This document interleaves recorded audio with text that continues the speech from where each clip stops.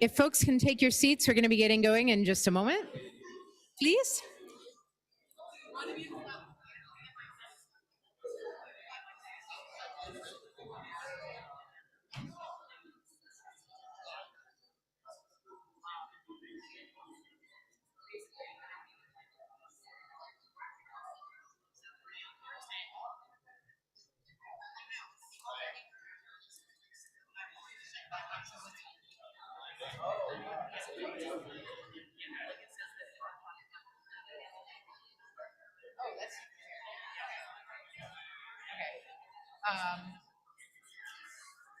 All right, let me,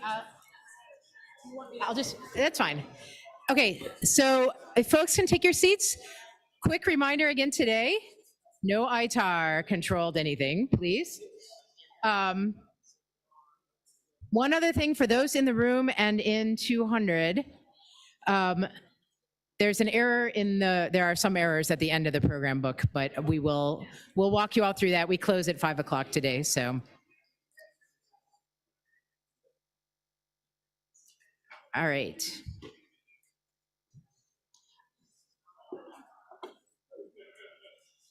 So welcome to day 2 of the Lunar Surface Innovation Consortium spring meeting.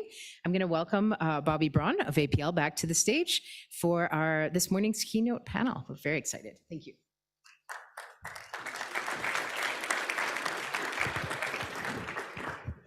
Good morning. Oh, come on. You did so much better yesterday. We'll try it again. Good morning. Good morning. There, we're all awake. We had a great meet and greet, right? This has been a fantastic event, and we're really glad that you're back with us again today. Yesterday was fantastic. Thank you, Rachel and Wes and Brenda and Andrea and all the staff that across the board that have put this together and enabled all of us to come together like this. It's great. I also just want to take a moment and make sure you noted the Earthrise image that came from the iSpace probe yesterday.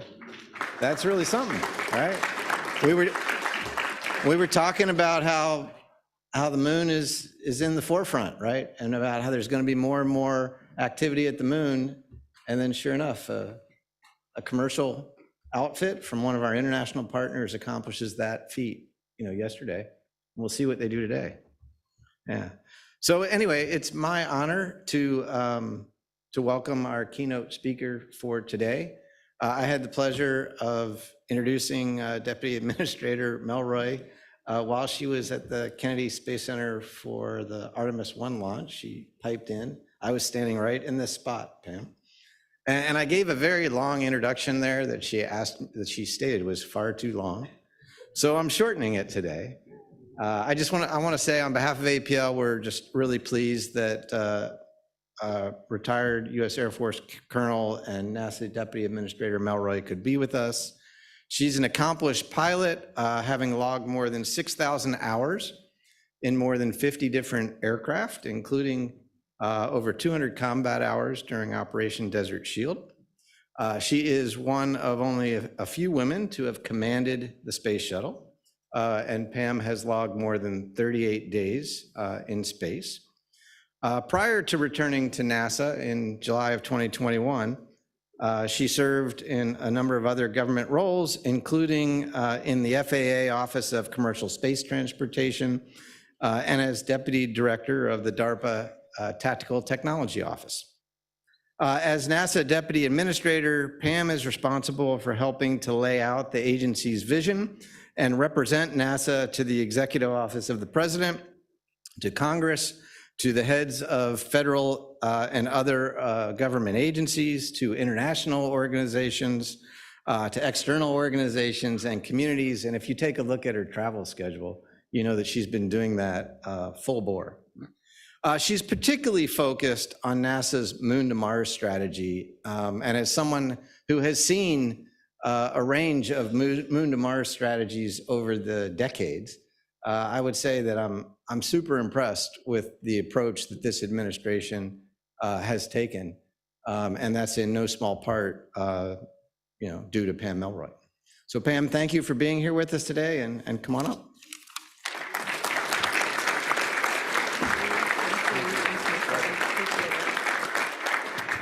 Still too long, Bobby. So.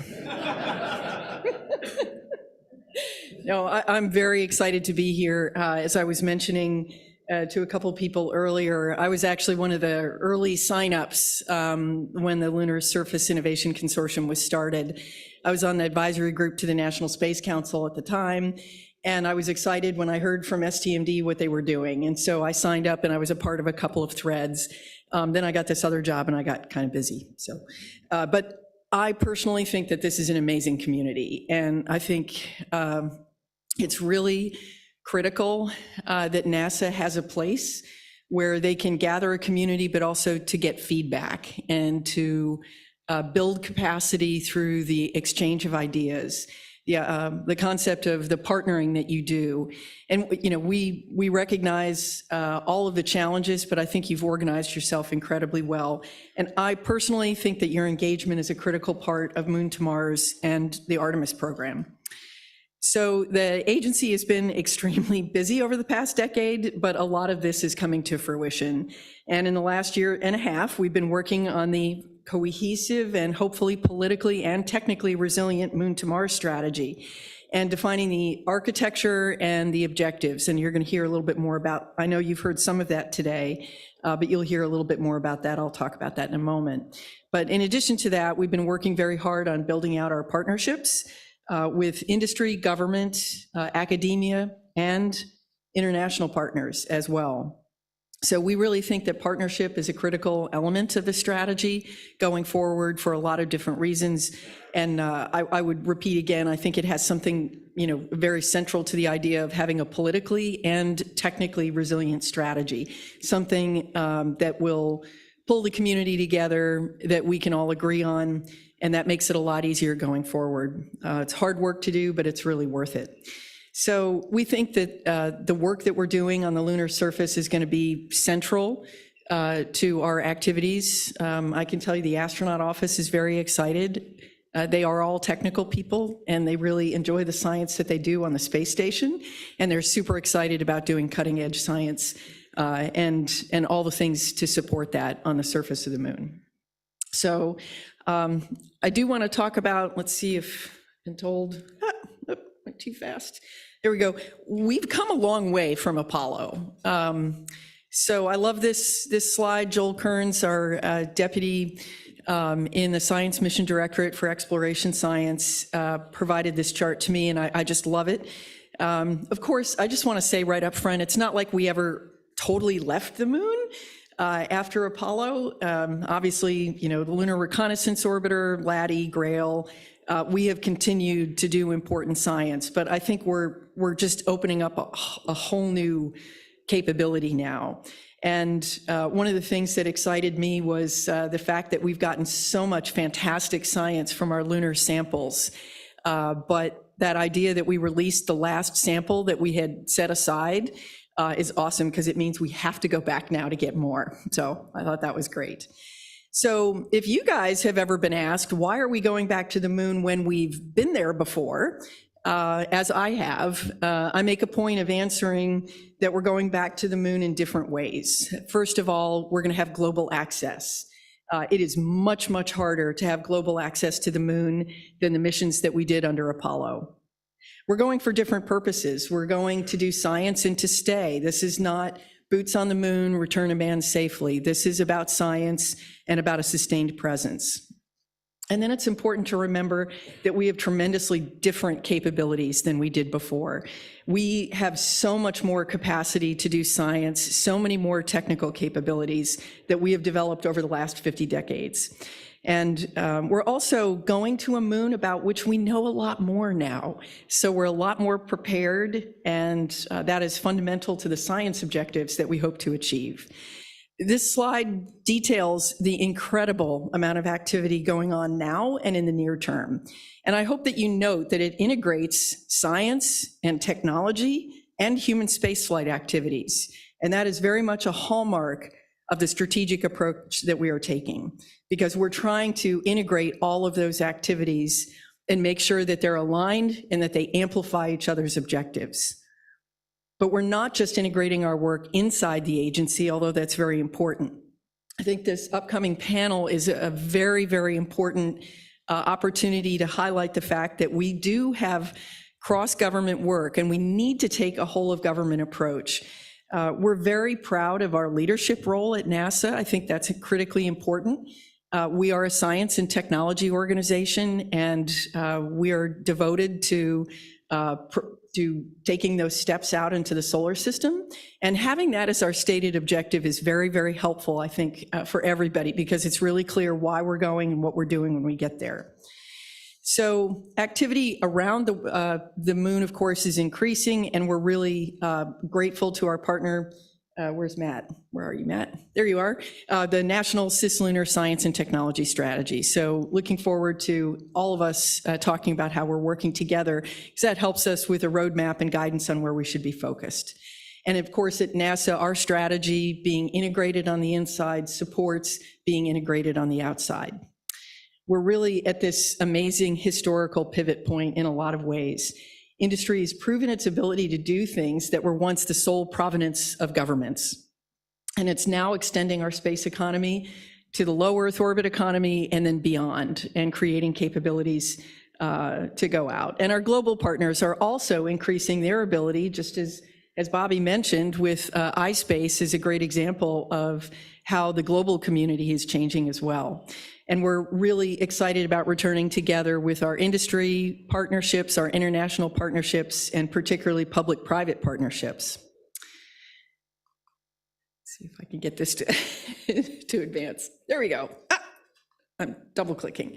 Okay, and I think the other pivot point that we're at, which made this really important, is that this is real. We've been working for a decade on the transportation capability, the SLS rocket and the Orion spacecraft, which I also worked on when I was at NASA.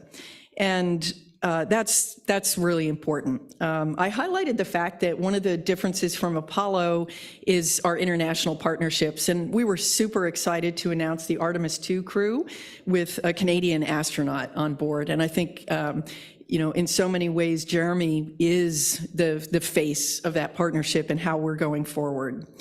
The successful Artemis I mission was amazing. I mean, we really pushed the vehicle hard because we didn't have people on board, so we could try some things that, and we kept adding new test objectives as we went because things were successful. So we're very, very excited about Artemis II. next year. Capstone, amazingly important capability to us. One of the things that I'm really understanding is how complex the cislunar astrodynamics environment is.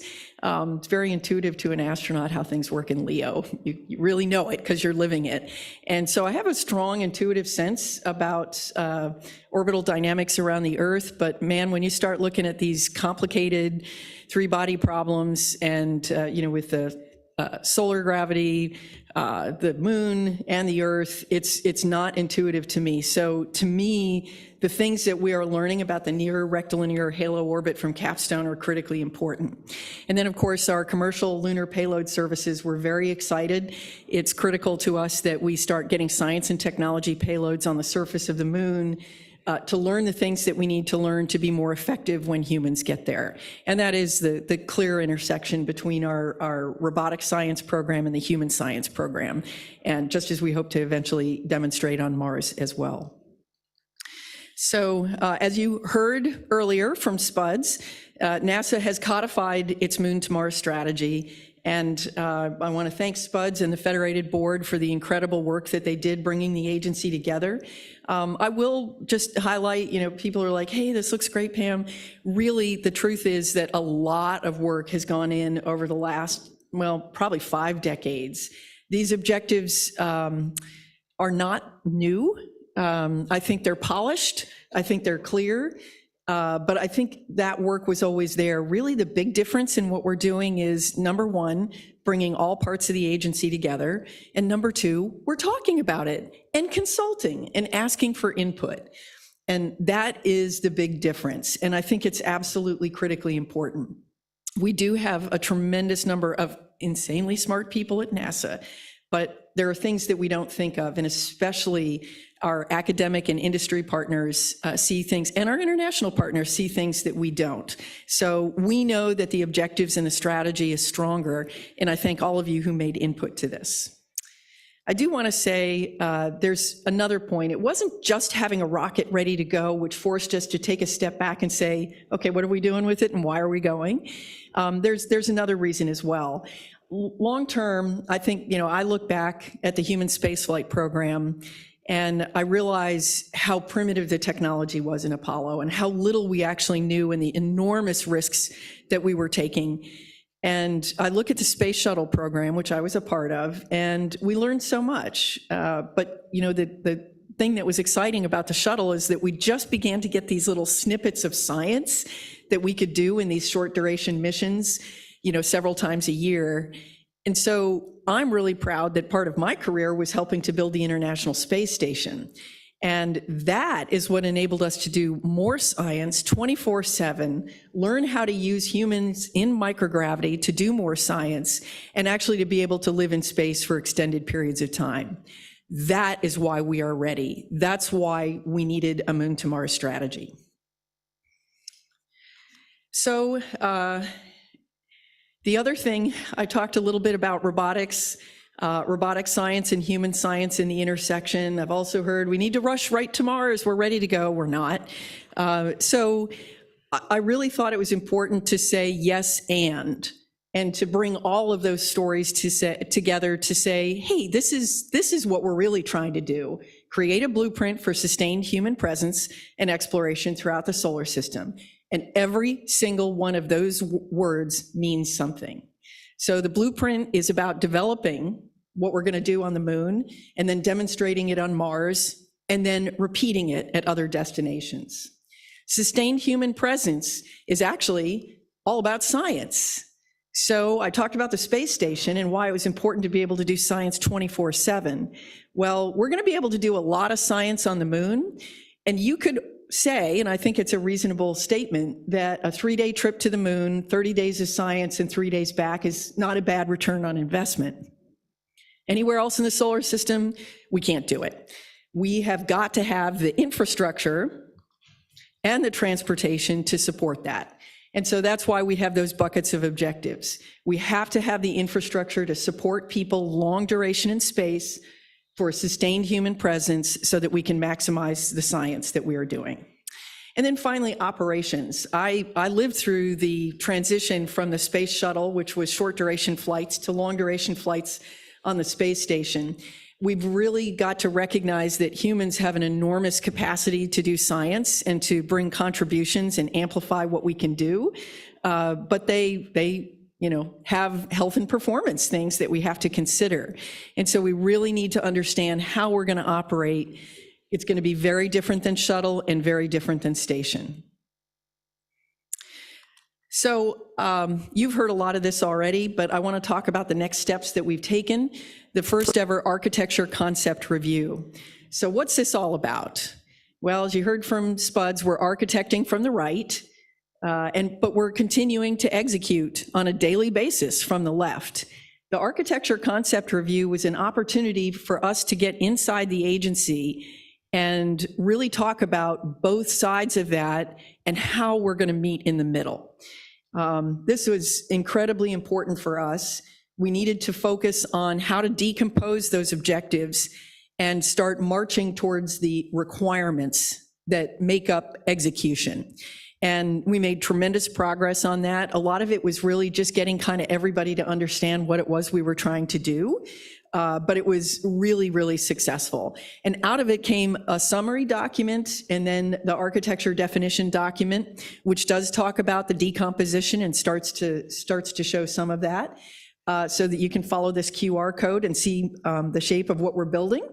But the strategy is not static. And I just want you to know that. The strategy, what we're doing is staying focused on that, on the approach that we're taking, and we think the objectives will stay with us, but we know that the architecture is going to evolve. As new technologies and new capabilities come on board, as we execute missions and find out new information. So we had to have some kind of a process that allowed us to stop and take a look at the architecture once a year and say, are we really doing the right thing? What on-ramps are there for new technologies and new capabilities? And of course, a critical part of that is to get aligned with the budget. And so we're going to have our second architecture concept review in November, and we will be having some more consultation this summer to enable people to have an input. So I really encourage you to look at all of this and be ready to provide that input to us. It's a very tight turnaround for us to get to November, but that's what's going to align us with the budget strategy. And then we're going to be on an annual cadence after that. It's kind of a challenge. We'd love to have an ongoing input and dialogue, but that is a ton of work for you and for us. So having a period where we take input, we put it into the gonculator, and out comes a new architecture or an evolved architecture, and then we can have another conversation. So that's kind of the approach that we're taking here. I do want to talk about the white papers for a moment because they're very important to me personally. When I was outside the agency for about a decade, I often took a look at the agency and said, why are we doing that? What's happening here? So I asked the Exploration Systems Directorate and their architecture team to put out a series of white papers on key trades. I can tell you, I have received a lot of emails and a lot of input from people who have picked a specific parameter and optimized the entire architecture and said, why aren't you doing this? Well, actually, it's a systems engineering problem, so it's very complicated.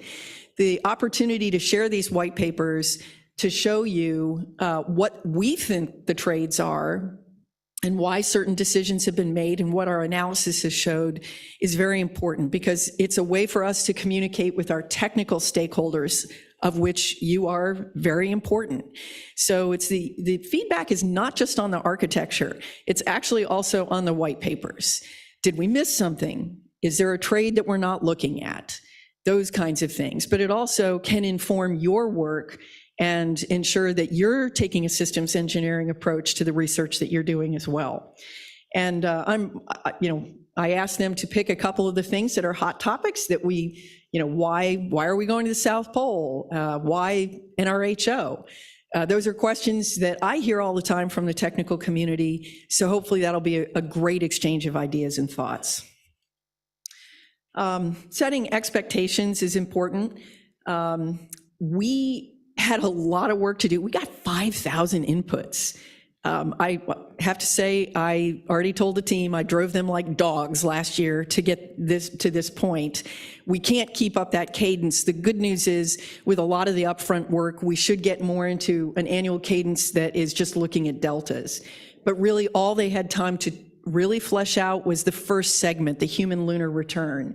But we have articulated the foundational exploration, sustained lunar evolution, and then humans to Mars segments as well. And in subsequent ACRs, we will be filling out that part of the architecture substantially more. This is one of my favorite charts because people ask me all the time, what are you missing? Where do you need help? What are you interested in doing going forward? I think none of these areas are really a surprise. They're areas that we may have some pieces of the architecture, but we don't have everything. So this is the areas for collaboration that we're hoping for, and we hope that you're interested. They're very well aligned with the Lunar Surface Innovation Consortium threads and the areas that you are working. It's all stuff we knew we needed to work on, but it's great to have a list that we can provide to you as well. And I see some people taking pictures of it, which is awesome. So I'm not going to read it to you because I hate people who read charts. So this is amazing work. It's been super exciting for us. And it was really important that the whole agency worked together so that we're on one page. But I just want to emphasize that part of the purpose of that is so that we could then go out and be clear with our partners. And we're very, very excited about the panel that we're doing today, the fact that there's a whole of government approach to this. It's going to be very, very important. And we're also excited about our international partners as well. I really hope that you can all, as a part of the consortium, see yourselves in this strategy, that we've been clear about what opportunities you have for engaging, what opportunities you have for focusing your own research in areas that are likely to have the most impact. And I know that you're just as excited as I am about actually we're going. We are going, and we're going together. And we're going to uncover unbelievable scientific riches. I think James Webb Space Telescope has been a wake up for the whole world, how amazing and inspiring science can be. And I think bringing multiple streams of decadal survey work into this means that we're going to start to see synergies and all kinds of really interesting things happening on science. We know that's going to inspire the next generation. And importantly, the work that we are doing to sustain our human presence is also going to enable new technical capabilities and new business models, which is really good for the United States. So we're extremely excited about where this is going to take us, and we look forward to going on this journey with you together. Thank you.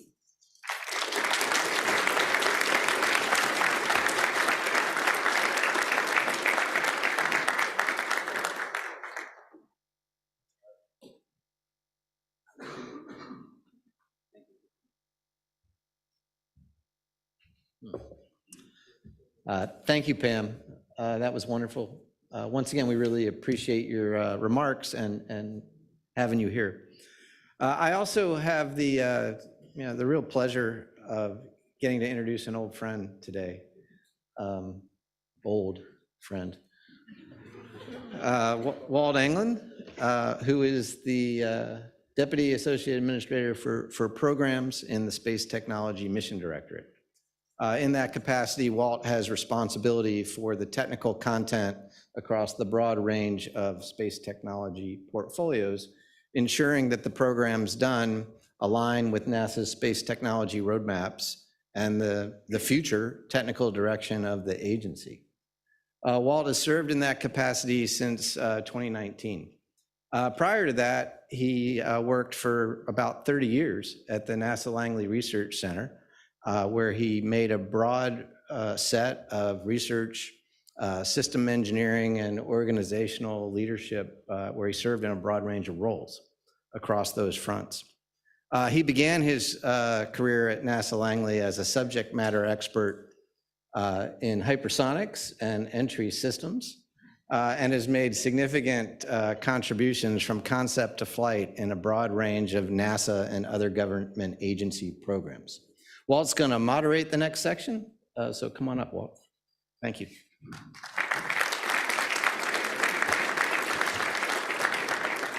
Hey, thank you, Bobby. Also a very old friend.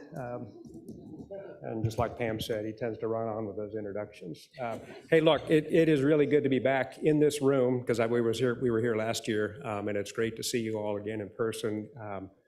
We were here at APL 3 years ago and we stood up this consortium, and it has been a pleasure to watch this community come together and rally around the whole Moon to Mars objective set. So it's good to be back. It's good to have you here. I think we've got a really exciting panel this morning.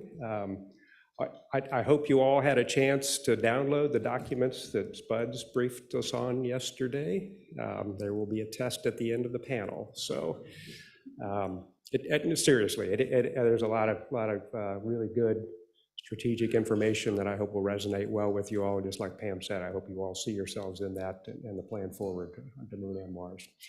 So I have the pleasure of introducing Dr. Stephanie Tompkins, who is our second panel member. I guess Pam was the first, but we have an esteemed panel with us today. I think you're really going to enjoy the conversation. Stephanie is the director of the Defense Advanced Research Projects Agency, DARPA.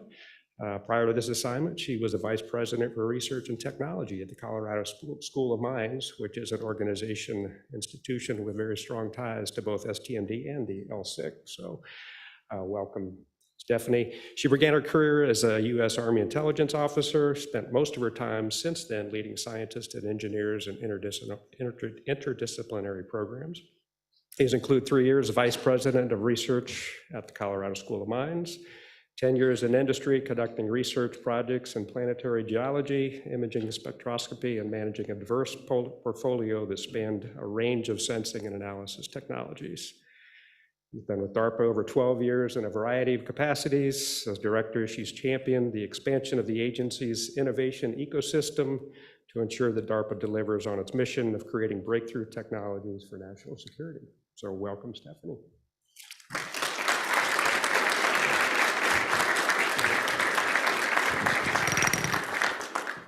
It's a good thing you have a flexible mic. Yeah. Thank you, Walt. It is great to be here today.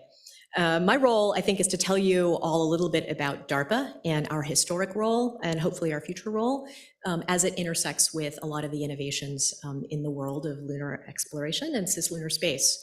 But first, I hope you will indulge me while I take a moment to wallow in how exciting it is to be back amongst a lunar science community again. So some of you know this, some of you have been around long enough to actually remember, but for those of you that don't, once upon a time I was a graduate student working on the Clementine mission, and I lived and breathed lunar science, quite literally, because I was working on Apollo 17 samples, and of course if you breathe too hard, you lose a few micrograms and then you have to account for what happened in the logbook. And I hope it's not too geeky to say that I'm actually still very proud of the fact that I created that cover image. Through many, many hours of slaving over imagery of Tycho crater. I also, at my time while I was at Mines, had a chance to attend the kickoff meeting of the LSIC 3 years ago, and had expected to be a very vibrant partner with that, with my fellow Mines colleagues.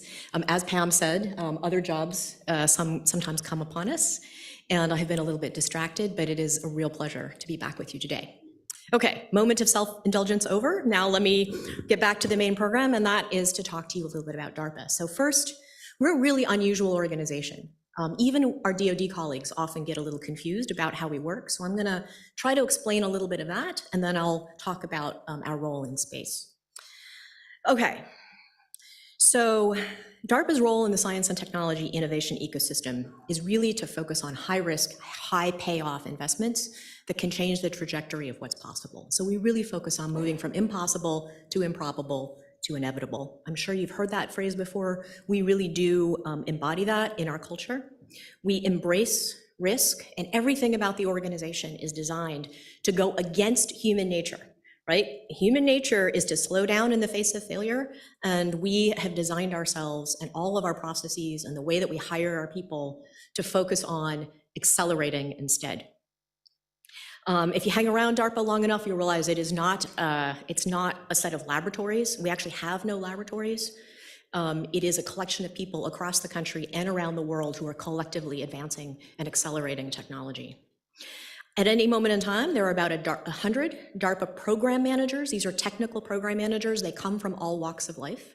They come from academia on leaves of absence. They come from other government labs. They come from industry and from nonprofits. And they're given approximately 4 years to change the world. And so they have access to a generous budget, very minimal bureaucracy, but a ticking clock that says, change the world, you're running out of time. And in so doing, they have created some really extraordinary capabilities for national security, but also for civilian life. So to give you a few examples, classic question, if there are any material scientists in the room, you will know, how do you build materials that are incredibly strong, but light as a feather? We have folks who spend a lot of time thinking about that. You may not know that DARPA was actually seminal in the creation of material science as a discipline. Before that, it was mining engineers and metallurgists and chemists all running around and not necessarily talking to each other. But our work was eventually transitioned to the National Science Foundation in the form of materials research laboratories way back in the 60s. Now, the roots of the modern internet, you may have heard about this, began with a little experiment called the ARPANET back in the 1960s also.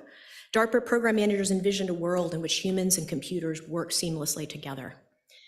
That vision expanded, again, National Science Foundation took over, expanded that initial cluster of the computer network to add university after university after university to create a massive research network called NSFNet. And then it was policymakers, including Al Gore, who put into place the laws that enabled the modern internet to actually evolve and grow and become what we know it to be today. Now, in the 1980s, in response to a call to help lighten our warfighters' loads, DARPA began focusing on miniaturizing GPS receivers. Now, I imagine some of you have relied on this technology on your smartphones to guide you here today.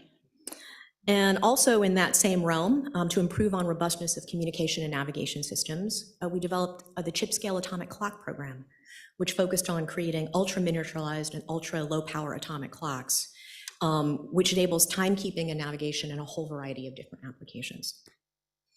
On a completely different note, we're actually very proud of our work in warfighter health. So more than a decade ago, we had an Army doctor who was a program manager at DARPA who started asking questions about prosthetics and the fact that we save a lot of lives on the battlefield, but people often come back with significantly greater injuries that they then have to live with. And he laid out the challenge that said, if you could play the piano before you lost your arm, I want you to be able to play the piano afterwards. And developed a program that allows warfighters or, for example, first responders who've lost a limb, not only to regain full dexterity, but also even a sense of touch. Also, more than a decade ago, we had a different program manager. This case, it was an Air Force medical doctor who was attempting to solve a really vexing problem with protecting our military service members who travel all around the world and face unfamiliar diseases and toxins. The classic vaccine development model just doesn't work for that pace that the DoD works at. So he started to lay out some challenges for how we could do this differently. And in 2012, DARPA began investing in the development of gene-encoded vaccines, a new category of preventive measures based on DNA and RNA. And at one of our very first workshop and one of our very first performers was this little tiny company you might have heard of. It was called Moderna. And I have obviously gone on to do a lot more interesting things in the last few years. You know, I mentioned that I was here for the first LSIC meeting. That is a really strong memory in my mind because it was the last trip I took and the last public gathering I got to participate in before the lockdown. And so, as you can imagine, I am particularly proud of our role in mRNA vaccines because look at this, we're all here together. And I think it's just an extraordinary accomplishment that none of us had appreciated would be an accomplishment 3 years ago when we got started. Okay, so that's kind of, DARPA in general. Now let's talk a little bit about DARPA as a space agency. Our legacy actually began in space. Both DARPA and NASA, in some ways, were sort of siblings. We were created in response to the same event, the technological surprise of the launch of Sputnik. The United States did not like being surprised. And one of the things that they did, in addition to creating the organization that became NASA, was to create an organization called ARPA, whose mission was to prevent technological surprise by creating it.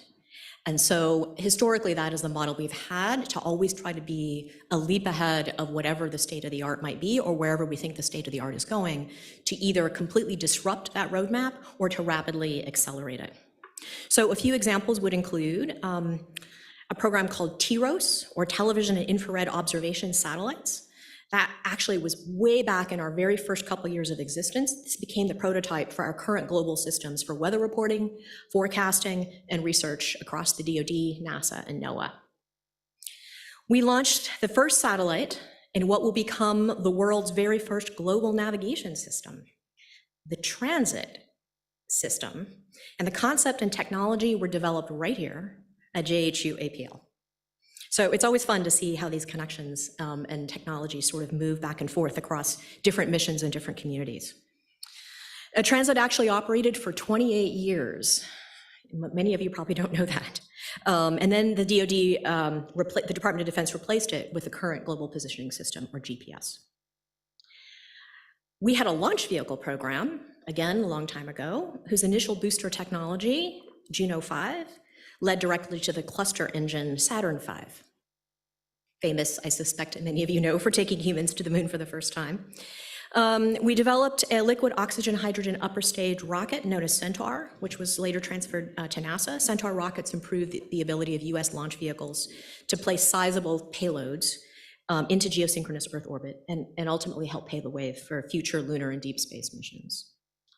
And a little more recently, we actually funded the very first 2 launches of SpaceX's Falcon 1 rocket and enabled them to learn some significant lessons through some really interesting launch failures that enabled Falcon 1 to ultimately become a success and led to the development of SpaceX's Falcon 9 rocket in the industry, which obviously is fully integrated into the fabric of space exploration and space business today. Let me say, I don't remember how long the video goes on, but it doesn't end well. But it ended with a lot of really good lessons learned. But I think I like to show that because I think it's worth highlighting that we really do embrace this culture of risk and this idea that you can't learn things without trying. And there's sometimes when you fail, literally the only way to have learned the next thing was to have failed in that way. And that is a way that we try to structure ourselves. So today, what are we up to? Well, we are still working in partnership with NASA, which is one of the things we most love to do. We are partnered on a nuclear thermal rocket engine program called Draco.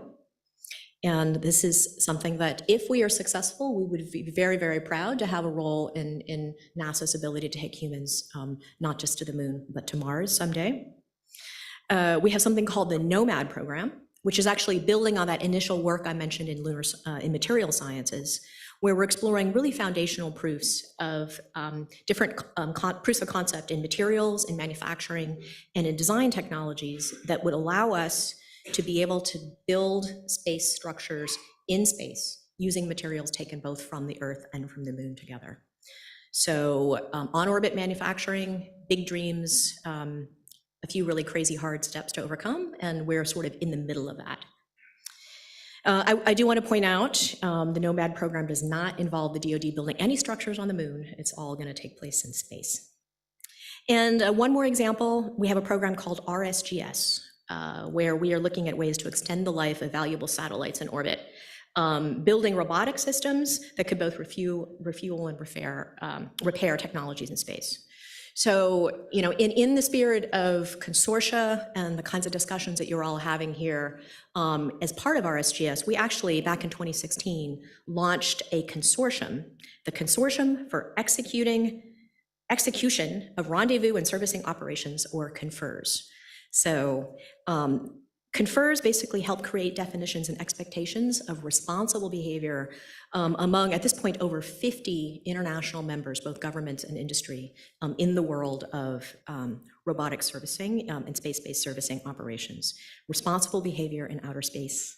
So peaceful, responsible, sustainable operations in space is something that we have been highly committed to, and we're super proud of the fact that just last year, CONFERS is a completely independent organization. DARPA has nothing to do with it. It is self-sustaining, and we're really proud of the directions that we see that going in. Okay, so to close, I hope I gave you a little bit of a glimpse of how DARPA works. We are the high-risk partner. We don't want people depending on us because we could fail. But if you have a path you're going on and DARPA comes in to take a much higher risk path, when we are successful, it dramatically helps accelerate. And that partnership has played off well in the history of our nation's role as a spacefaring nation for quite a while. So in a time of great change and opportunity, we at DARPA stand ready to take on the high-risk challenges in partnership always with NASA that we collectively might think have the potential to accelerate or transform both US and global capabilities in the cislunar environment. Thank you.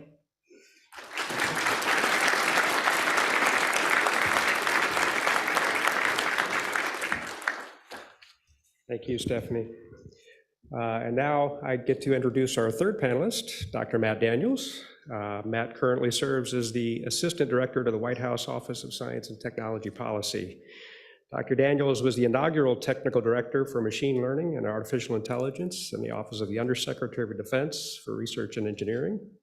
In this role, he oversaw and focused the development of AI and machine learning research portfolio, architected future capabilities, and engaged the research and the technology organizations of US allies, and advised the Undersecretary of Defense for Research and Engineering. In his prior life at NASA, Matt was a research engineer working in stochastic control, probability theory, and new science missions. Previously, he served as the advisor to the Director of Net Assessment at the Office of the Secretary of Defense. His work focused on US space programs, artificial intelligence at the whole enterprise level for DoD. Senior Technical Advisor to the Office of the NASA Administrator. Outside of the government, he's had academic affiliations at MIT, Stanford, and Georgetown. So Matt, welcome to the stage. Thank you.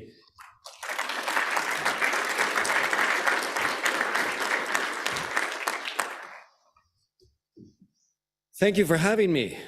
Good morning, people of the lunar surface. I've always wanted to say that. I'm Matt Daniels. I work at the White House Office of Science and Technology Policy. Like our name suggests, we focus on coordinating science and technology activities across the federal government.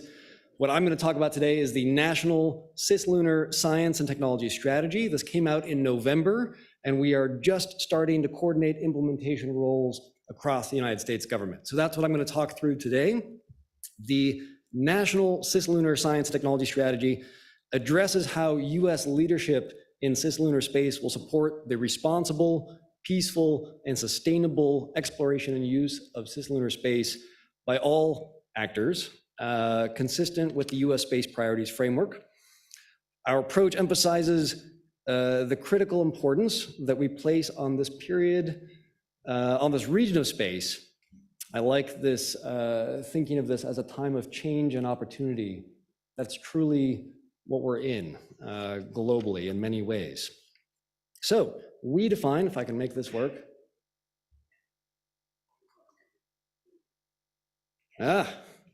Excellent. We define cislunar space as the enormous region of space in the Earth-Moon system beyond geosynchronous orbit, including the Moon. Our strategy was created through the National Science and Technology Council. This is the policy coordination arm of OSTP, where I work. In this case, this allows us to work within overall US national policy, like the US Space Priorities Framework. It also allows us to build on the importance that we place on international agreements, like the Outer Space Treaty, but then allows us to coordinate and focus science and technology objectives across the United States government. This is designed as well to be a first step. This is a strategy that we intend to be improved and built upon over time. Before we go into the details of the cislunar strategy, however, I want to talk briefly about the importance of this topic. If I aim this in the right direction now, works much better. The decade ahead is tremendously important for the exploration and growth of activities in this region of space, especially including the Moon. NASA, of course, estimates that human activity in cislunar space will increase enormously over just the next decade. Many more countries, as well as private entities, not just governments, but private actors, are planning and hoping to go into this region of space over the next decade and to engage with this new sphere of human activity. This region of space will be remembered as opening up to much more human activity, also during a period when many other things are changing here on Earth. This is a period when geopolitical tensions are rapidly increasing, a period when technologies here on Earth are evolving rapidly, for those of you who follow the news about AI and other areas. Spacefaring actors will begin to set important new precedents across the next decade. Over time, activities by each type of actor will come to affect all of the other actors, and so we should set good precedents, and we should learn and improve as we go. As we looked at this region of space, and as we were developing the strategy, we were actually conscious of three partial analogs from recent history. The first was the early years of spaceflight. This is literally the Eisenhower era of spaceflight, when precedents mattered disproportionately. The second was actually Antarctica, both the long history of Antarctica before the Antarctic Treaty, and then the more modern era of the Antarctic Treaty System. This is really international relations over the long term with respect to a place. Think of how we foster international cooperation and long-term peace. We also thought actually about this, about the International Geophysical Year in 1957 to 58, which began in a living room, I understand not too far from here actually, with discussion about international polar years and opening new ages of exploration. The third was technology infrastructure, and thinking about cases where standards and systems that are initially developed, even experimentally, even with a sense that they're initial and for a particular kind of niche purpose, can come to have an enduring quality and an enduring characteristic that shapes human activities and human dependencies over much longer timescales. Think of GPS, think of ARPANET, think of looking further back, actually, the standardization of time between towns and regions. Here we see the importance and the responsibility of anticipating longer-term futures early, so we can create and grow this technology rootstock with intentionality and foresight. Overall, and when we look especially at these historical examples, we see this as an era of opportunity and possibility. Cislunar space offers tremendous promise for advancing science, technology, and exploration. Humanity's activities at the moon remain uniquely inspiring for people around the world. Much of the strategy is therefore also reinforcing and building around NASA's Artemis program and NASA's Moon to Mars initiatives. Cislunar space provides enormous opportunities for answering some of the highest priorities in planetary science. It's a valuable region for testing human exploration technologies, essentially learning how to have humans be in space for increasingly long periods, and has the potential to grow entirely new private activities in outer space. One of the factors that was surprising to me when we convene across the United States government was how many different views emerge when we bring everyone to the table. So the example that was particularly surprising to me was when we brought everyone to the table, the National Science Foundation, NSF, their main thing when they came to the table was emphasizing the radio quiet environment in the shielded zone of the moon, and for them, the importance of preserving that. This is the best radio quiet environment in the solar system. This is an area that has enormous importance to the future of radio astronomy and even SETI. This is, for them, one of their top priorities. I think this is interesting because this is clearly an example of scientific importance, but it's also the early examples, an early case of starting to think about things like something akin to or cousin of conservation of natural heritage in a very new place and in a very new way. So this decade is particularly important, a time of change and opportunity, deep change and opportunity. It is not too early to start thinking about everything I've just been describing. Having a national framework gives us structure, as many things are happening at once, allows us to learn from history and set out to do better as we embark on our next chapter of future history in outer space. And most of all, by doing all of this early, by creating this kind of national strategy and framework early at the beginning of this kind of important period, we can approach everything with a sense of optimism. We know that we can anticipate and solve problems. We know that we can build new international cooperation. We know that we can envision and build positive futures. So the cislunar strategy itself, if I aim this in the right direction, is for the reasons I've just described, it is important to have US science and technology leadership in this region of space, and it is important that science and technology leadership supports the responsible, peaceful, and sustainable exploration and use of cislunar space by all spacefaring nations and entities. This first national cislunar strategy organizes federal S&T activities, science and technology activities, around 4 goals. I'm going to talk very briefly through each one. And essentially the first one that we organize around is research and development to enable long-term growth in this region of space. Particular focus within this is enabling human activities of increasing duration beyond Earth. This includes many science and technology areas that I think the space community, and this room in particular, is well familiar with, like research to mitigate the effects of radiation on humans and the effects of the space environment generally on humans. But it also includes some things that are a little bit new in this kind of document. Things like the cislunar strategy notes that we will support new social science research related to crewed exploration and permanent inhabitation of deep space. Many unresolved issues regarding space exploration cannot be solved through engineering alone, such as the guiding ethics of human expansion into space, long-term cooperative models for space development, and even equitable governance structures for space communities. And so, the strategy continues, the United States will support new research in these areas. This research will encourage the scientific community and the broader public to think more about humanity's long-term futures in space.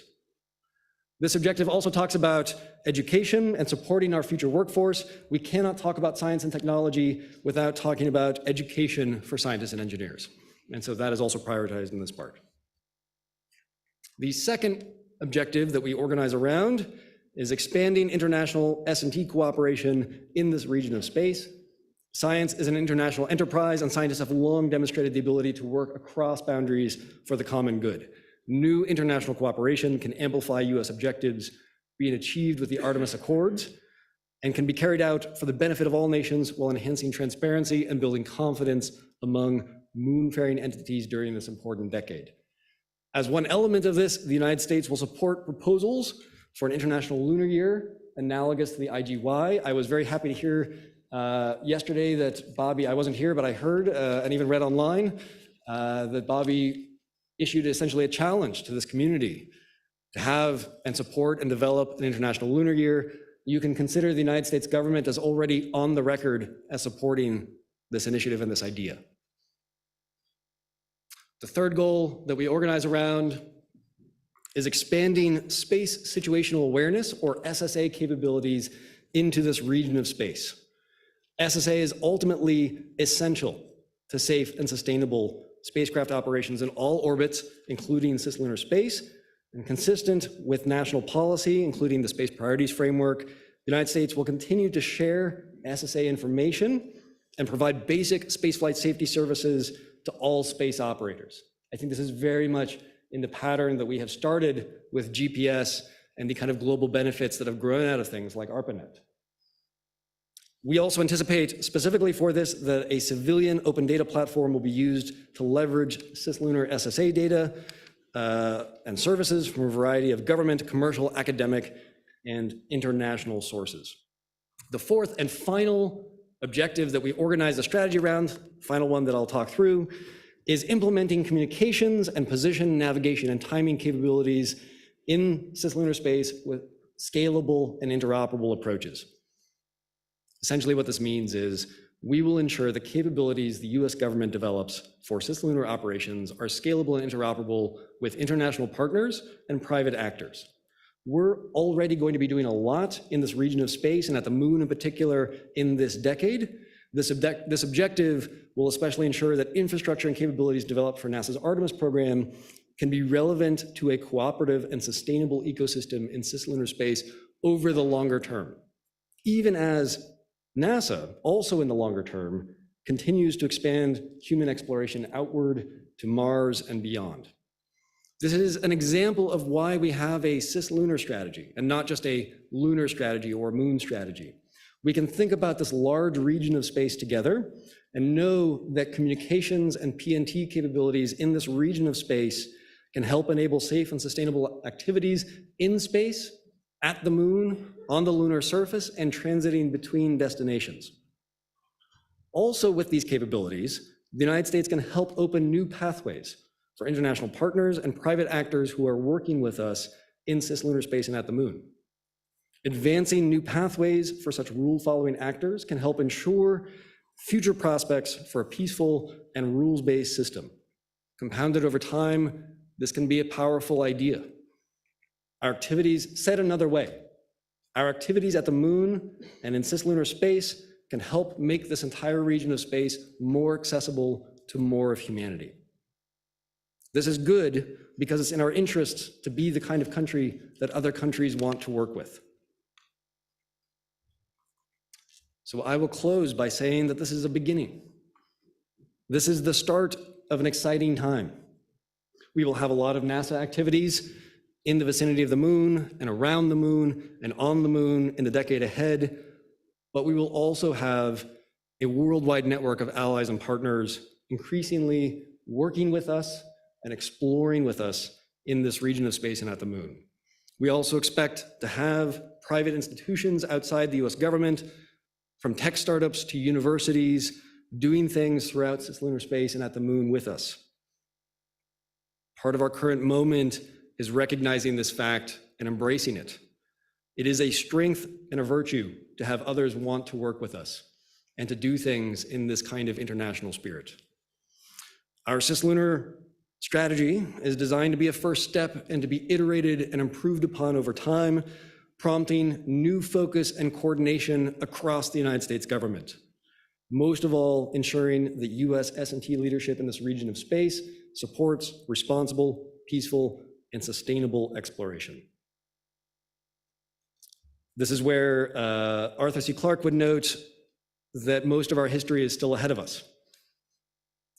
We are a country with an extraordinary space program, but we are also increasingly a spacefaring society. We're going to be building a new sphere of human activity, and we're going to be going from there into the solar system. There is so much to do and so many possibilities ahead. Thank you.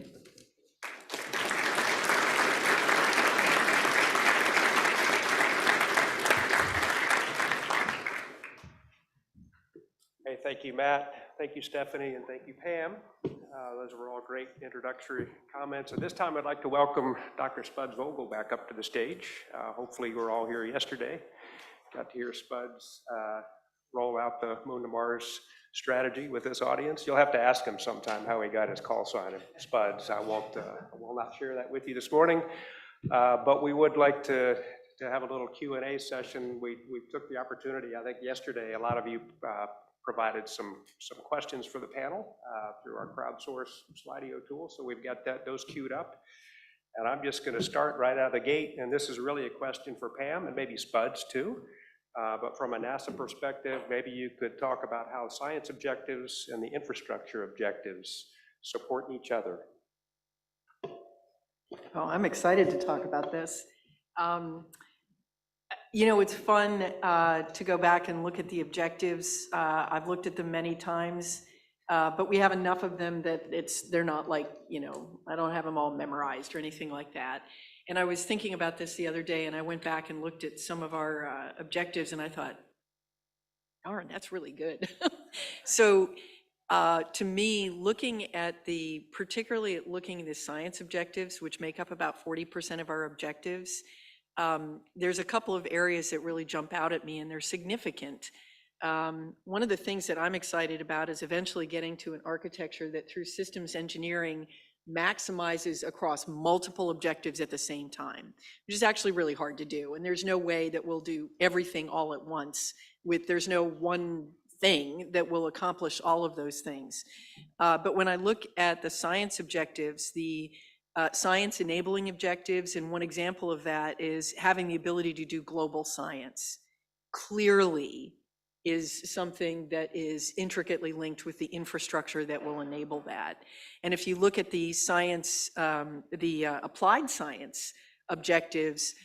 There's an objective that talks about characterizing the resources on the moon and Mars to support resource extraction and utilization is another great example of how they're intricately linked. Another one that I think of that is probably a little bit more global is just in general, the ability to integrate human-machine teaming, which is, next generation robotics basically, and the critical aspects of human-machine teaming that can support so many of the objectives at once. So to me, I think there's a lot of really strong linkages. And the most powerful things that we do are things that hit on more than one set of objectives. Pam, I'd like to point out as well, when you challenged the Federated Board with those buckets and the top level goals, you even said at the time, be looking for the interdependencies between these. And credit to the people out in the audience is that when we did that scrub and got the feedback from you with those 5,000 inputs, as I mentioned yesterday, a big part of the overhaul and the revisions of those objectives was a re-indexing of the science objectives to include the science-enabled and the applied science. That came directly from the feedback we got. That's great, thanks. All right, Matt, next question's for you, if you would. Maybe you can comment on the fact NASA is responsible for U.S. efforts on the lunar surface. How do you see alignment across other government stakeholders, U.S. stakeholders, including government and industry, to enable a robust future on the moon? That's a good question. I am most interested to say maybe two things. One is we are just starting to coordinate implementation plans for the cislunar strategy itself across the U.S. government. So I think we're going to be learning a lot more about the answer to this question literally over the next month or two at most. I am interested in how different views from different departments and agencies can contribute to our activities in this region of space. That's kind of one. But two, across the board, I am interested in how activities of different agencies and the US government in total can build on enduring strengths of the United States. This is the starting point for good activities from my perspective. So when I think of enduring strengths of the United States, and I say that because I'm here representing the US government, we have a global network of allies and partners. We have an ability to attract the world's best talent and to recombine it with the benefits of diversity. We have a vibrant private sector ecosystem that's built on competition and self-correction. We have the rule of law and open science. And remember that not all spacefaring societies have these things. And we have a culture of new beginnings. And so I am interested in US government activities that can build on those strengths. Thank you, Matt. Next question, I'm going to direct at Stephanie, but since we also have two former DARPA executives sitting up here on the panel, you feel free to chime in. But Stephanie, if you would, how can DARPA's R&D and ambitious ideas push us to deliver paradigm-shifting technologies to enable a sustained cislunar presence? And what are some general lessons learned for technology that you can share from the DARPA perspective? Oh, sure. Do you have a day? We can. It's a fun question, but let me narrow it down to a couple maybe key points. First of all, DARPA works across a lot of technology areas. So at any moment in time, we've got well over 200 active programs in all different disciplines. And a lot of what we're doing in maybe disciplines you're not thinking of day to day, but are sort of step changes, if successful, in what might be possible. So one thing would be to keep talking to us. So we have a significant investment, for example, in really advanced microelectronics that will work in radiation-hardened environments.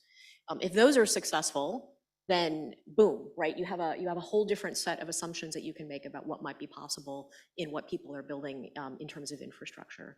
We're doing a lot of work in advanced AI, not in sort of what's dominating the public conversation today, but in the type of AI that you could actually risk your life on, right? So it's okay to risk your next movie recommendation, but you may not be prepared to risk your life. We're focusing on the kind of technology that actually allows us to make really complex and expensive and hard decisions.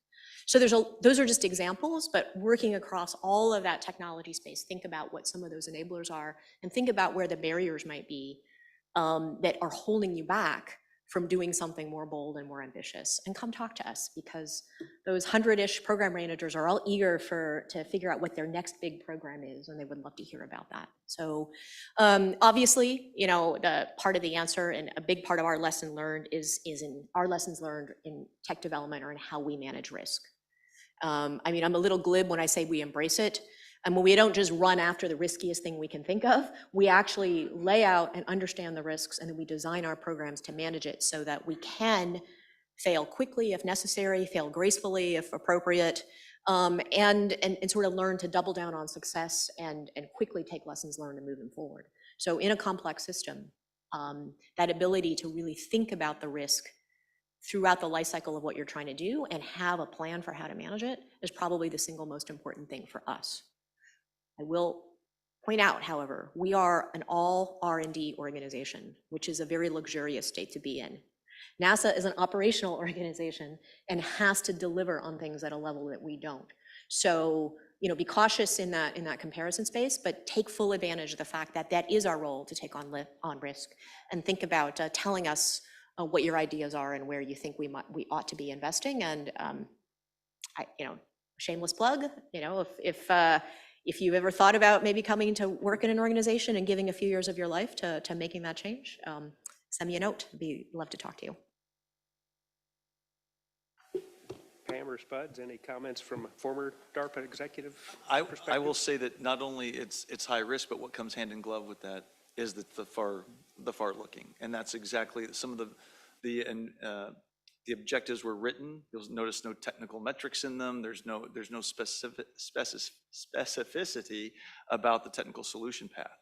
But that's where planting seed corn in multiple areas that are useful across the agencies under the lunar infrastructure, LI2, 3, 8, 9, all of those overlay very nicely with the cislunar, the National Cislunar Strategy, and those are investments that can be made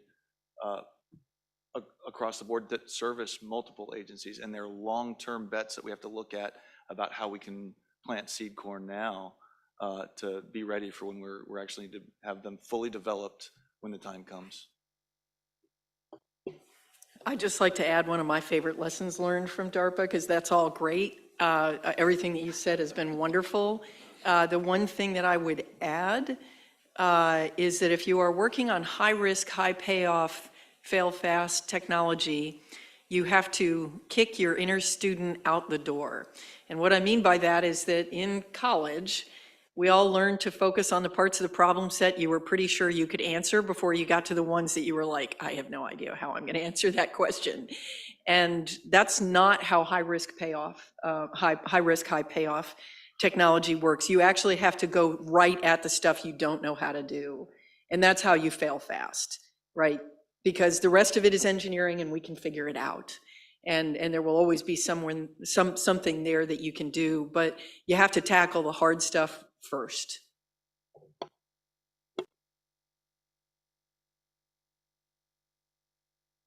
Next one is, I'll direct it at Pam first, but again, it's one you can all weigh in on.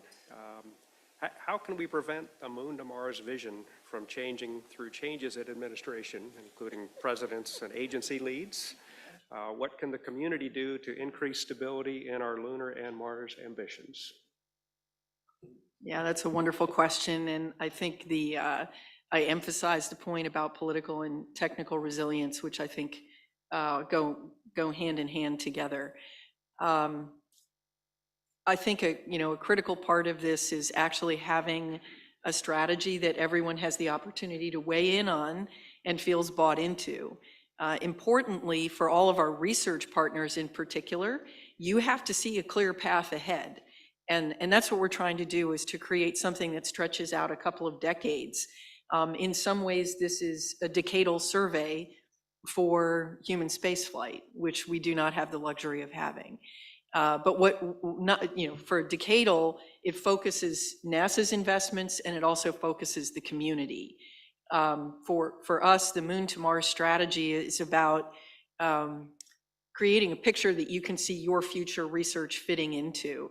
And I think, just having been through this so many times, this doesn't, changes in administration it may seem like they happen on a whim, but they're often aimed at fixing problems that people are upset about. And so if the community is aligned, feels like they have had the input, but more importantly, they see themselves in the picture for the future, and they think that it was a technically rigorous approach to it, they don't want to see it be blown up. And frankly, that is why things change, is that there are pieces that folks aren't happy about. They don't see opportunities for their company, for their university, for them as individuals to participate in.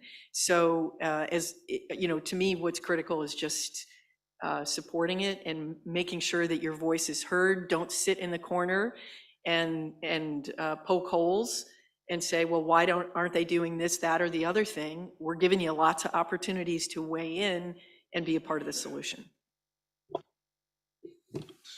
Buds, I know that was a key part of the recurring tenets and the strategy. Any comments there? Absolutely. In fact, I completely agree with my boss. And that's exactly, in fact, I will also say that people asked another way, what's the greatest challenge? We got asked this on the town halls as we were going around NASA to talk about this. And when you look at those 5 principles, it's if we fail in principles 4 and 5, which is unity of effort and communication and engagement. That's where things can fall apart with this. And so the antithesis is, by doing that well, being unified and communicating and engaging and not hiding in our stovepipes, and making sure that we're getting people involved from the beginning, we are not ensuring, but we are mitigating any probabilities of any kind of changes from one administration to the next. We're ensuring that we've got resilience in both the financial world, the technical world, and the political world. And I would only add, I agree with everything that's been said, and that's an ideal answer. The only thing I could contribute further is we get a kind of resiliency in direction when we align our space activities or our science and technology activities also to our national interest. And so I would also say this is one of the things that can make us exceptional as a country at our best. We do lens our national interest sometimes through visions of the long-term future of the whole planet. And we do that in a way that I think is distinct and exceptional. I would also add that, most of the time we're drawing contrasts between the current period and the next 10 years and the Apollo program. One thing that is the same is that JFK did, and that I think is happening now, thanks to a great team, is we are, again, aligning national interest to a vision of the future that a lot of other people find exciting and want to engage with. Thank you, Matt. Maybe I'll pull on that thread a little harder and direct the next question to you and ask you if there are policies that would ensure our expansion into cislunar space and the moon remains smooth. I'm happy to say the earlier item that I mentioned about our building on our strengths and our enduring strengths, I think that is the start of good policies in this area. I think for the future, we now have this national cislunar strategy. We're moving into a period where we're asking departments and agencies, and obviously you see, NASA is well on their way. We're asking departments and agencies to internalize this and think about what they're going to be doing and build a kind of structure at a department and agency level about what we'll be doing in the long term in this region of space. And that's kind of the next step that we need to go faster and go further. And then after that, I look forward to future updates on our national policies in this area. Okay. How about one for the panel again? Maybe we'll start with Pam and Spuds, but for all of you to weigh in, how will industry input be gathered to affect the annual architecture reviews and DARPA investments? And how would NASA considers industry needs to establish a cislunar economy as it establishes and matures the architecture? Yeah, that's a lot. I think I'll just start out with the consultation, which I will say it was a huge amount of work to do those workshops last year. And yet I don't think we're quite at the level of interaction where we can just throw things over the fence at each other. So I think we're going to have something like a workshop again.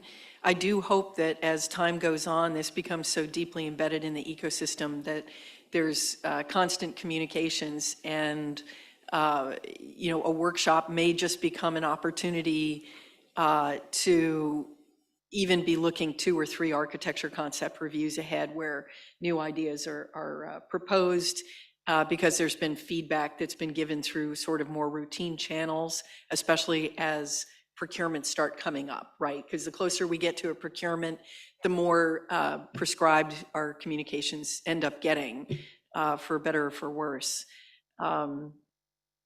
Second half of the question was about that. The first part about the cislunar economy, kind of, I would. Oh, yeah, go ahead, Do you want Spence. to- I think you got this. I would say, so that is the most oft asked question when you look at the documents that we have put out that there's not a firm answer for. In fact, I see our chief economist back there in the back, Alex McDonald. We've talked about this, and the answer is a spectrum.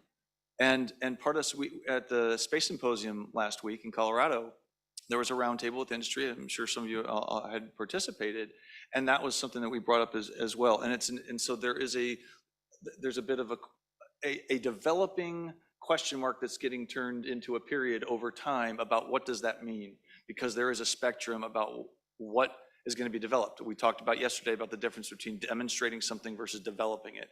Developing, we can put a period on it. If it says demonstrate, there's a little bit of a question mark. We're going to go out, show an initial capability with these objectives, but then there's investments that are going to come from our partners and whatnot to actually contribute to whatever that robust lunar economy is. I will say there is one element that came out of that roundtable, which is interoperability standards. That was a conversation that we had, and I said, okay, and there can even be a chicken and the egg thing on that as well, as far as how much do you want NASA to dictate versus let industry and our partners help determine what those standards are going to be. And I think the answer was, we want to have this to be a blend. It's not just something that gets dictated necessarily by NASA. Yeah, I'm just going to add the 3 most important words, I think, in all of our infrastructure objectives are cost-effective, scalable, and interoperable. Okay, thank you. Let's see, the next one, maybe we'll go back to Matt and anybody else who wants to weigh in. How do we involve the international communities to help achieve these objectives? Are there any changes foreseen or specific programs planned to allow bright young minds from other countries to contribute to lunar technology development in the United States? I can start. I think colleagues will want to add more. One of the remarkable things to me is how excited the world is about NASA. You go anywhere and people love NASA. I started at NASA when I was very young and very early in my career, and it became personally like the coolest thing about me. I didn't really have other cool attributes, except I worked at NASA. I think this is an exemplar of our approach, and NASA does a fantastic job at this already. If you look at anything from the travel schedule of senior officials to the number of international agreements that NASA signs, you see NASA having a global presence and drawing the world to want to work with us.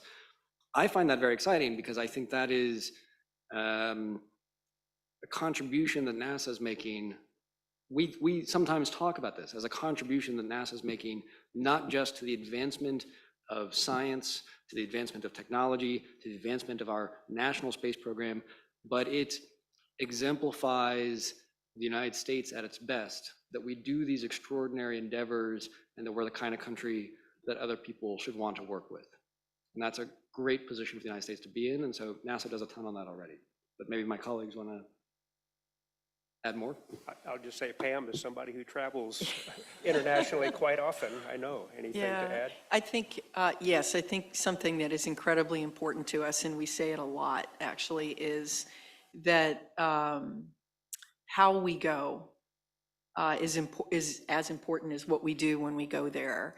And this is, if you go back to our bumper sticker, as we call it, the blueprint for sustained human presence in science and exploration throughout the solar system. Wow, I mean, that's a big deal. So we need to be bringing all of humanity with us.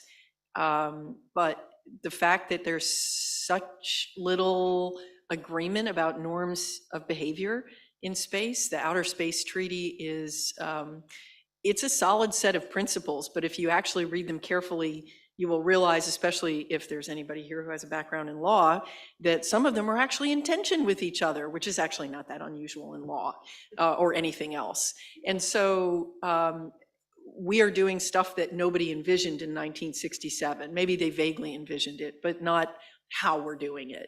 So the Artemis Accords are really important to us because as simple as they are, and they're very simple, they're a very, very minor extension of the Outer Space Treaty principles. But the sense that we are setting up shared values that will impact how humanity goes out into the solar system, that's pretty important. So finding partners who share those values around transparency, support of each other, that science and exploration is number one, that matters a lot. So wherever we go, that's the consensus that we are trying to forge as a people, as humanity, because that really matters. Okay, thank you, Pam. Stephanie, next one's coming back at you. DARPA is well known for developing DARPA hard technologies and capabilities and working the infusion strategy early in program formulation to ensure effective commercialization and scale up. What advice do you have for NASA and the community to help us rapidly develop and scale those DARPA hard technologies and capabilities? Okay, well, I think we covered bits and pieces of this in terms of technology development, but one thing I can point out is that we live and breathe transition. So even if you're working on a fundamental research program, that program manager is still obligated to think very hard about what happens next, right? So it may not be ready to commercialize, but it may need to go to a different laboratory or a different government entity to carry on the next steps. And we often design the technology development strategy not just around the tech development, but around what that business model is or that transition model is. So I think that, the general rule, because it will depend on the technology and the space you're in, the general rule is really to think about that sort of that life cycle of where you're going and making sure that you are building in pathways forward, regardless of what you're sort of working on. And I think a lot of that is really embedded in the thought process already, but depending on where you are, whether you're working for a small company or a large company or a university, or you're thinking about getting a startup going, for each of you, there's a slightly different interpretation of that message, but I think that's a fairly universal thought that, yeah, think about where you're going and design the kind of that business model and be willing to experiment there as well, so. Okay, I think we have time for one more question, and I'm going to jump down because I know this is a question that's on a lot of your minds, and it's probably for Pam and Spuds, but anybody can weigh in. Will the new Moon to Mars program provide funding opportunities beyond what is already provided to the current programs and their partners?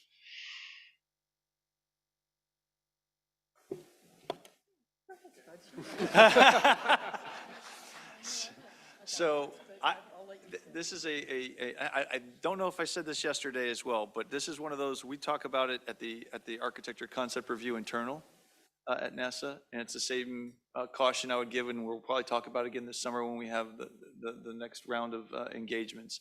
It is recognized that, and Pam mentioned it in her talk this morning, this is a work in progress. It is not, if we rush this and all of a sudden, if you are expecting that here's the final answer, here's, when you look at that right to left, you get the wireframe built out, and then here's the mosaic where everything, all the different flavors of who's involved with what and who's going to do what, whether it's centers within NASA or our partners, internationally, industry, academia, who's going to be doing what. If you rush that, if you get a rushed answer, we're going to get the wrong answer, right? So we're doing this in segments. The architecture is now rolling out in segments, as Pam had already mentioned.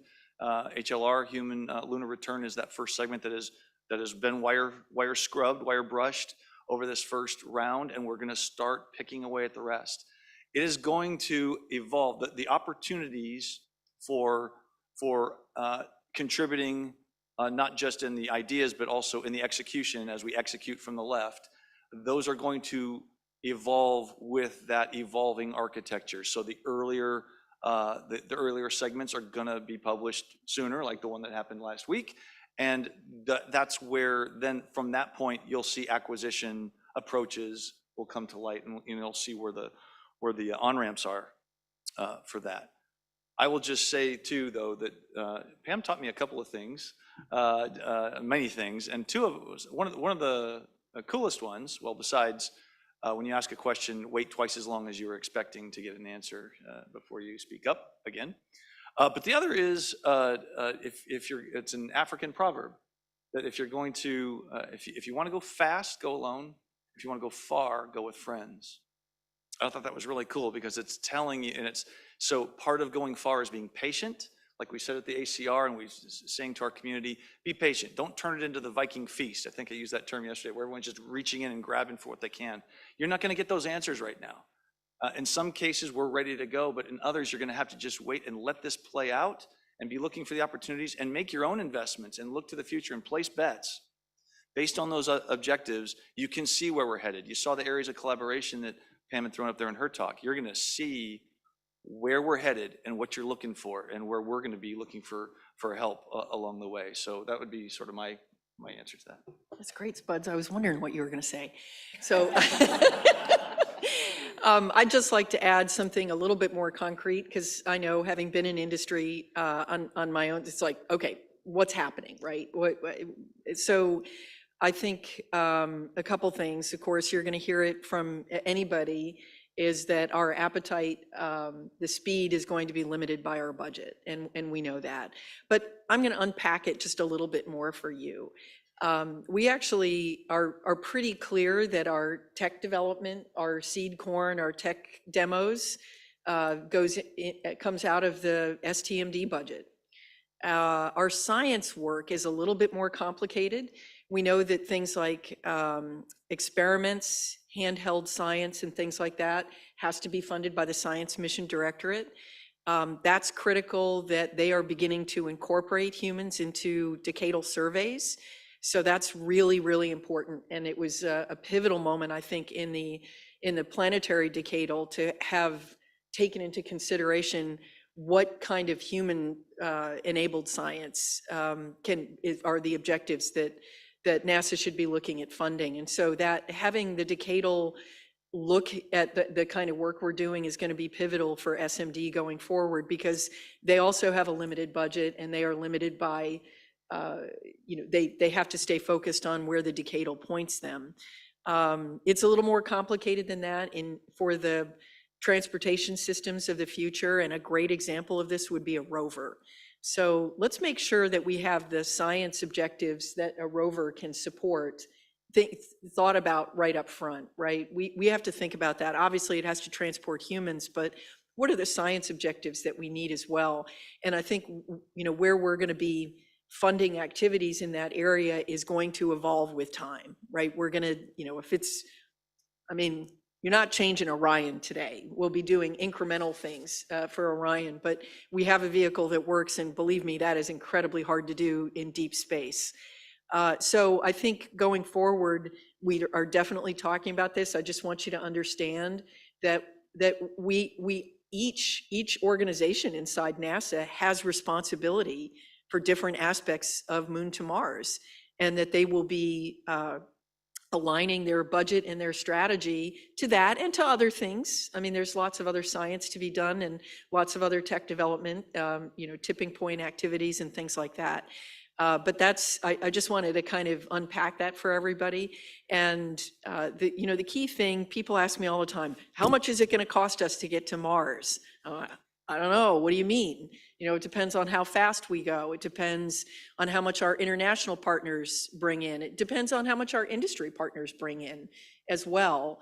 The point is that we're all aligned around the objectives, and we keep pointing our resources in that direction. So I hope that's maybe a little bit more practical for you, because you're asking about where the funding is going to come from. And you all can play a role in that too. Enough said. And I would just take the opportunity then, and I saved that question for the last because I'll put in a plug for tomorrow's activity. We have a funding workshop, so hopefully a lot of you will stay over for the next half day, and we can talk about STMD funding opportunities, of which there are many. So with that, I'd like to thank the panel, Spuds, Matt, Stephanie, and Pam. That was a great conversation. We appreciate you coming and sharing your thoughts with us. And Rachel, I think it's over to you for logistics on lunch.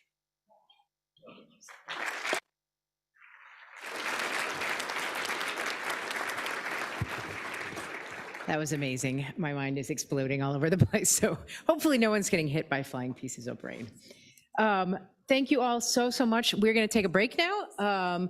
We reconvene at 12:20 for the CLIPS panel, and then we'll have lunch after that. So go ahead and get a drink, use the restroom, or whatever you need to do.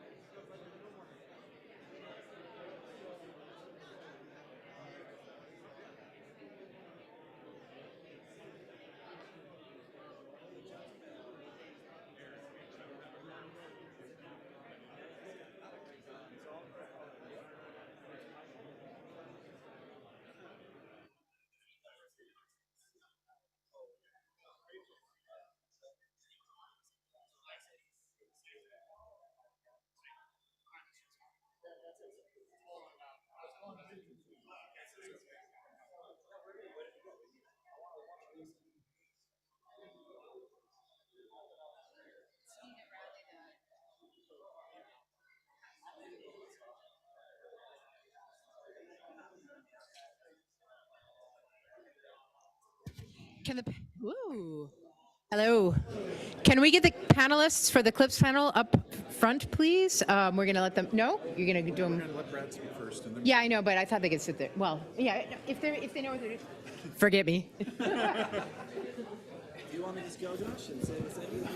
What do you want to do? I'll take it. All right, everybody, please come on back in. Take a seat. We got our fantastic CLIPS panel starting shortly. All right, good.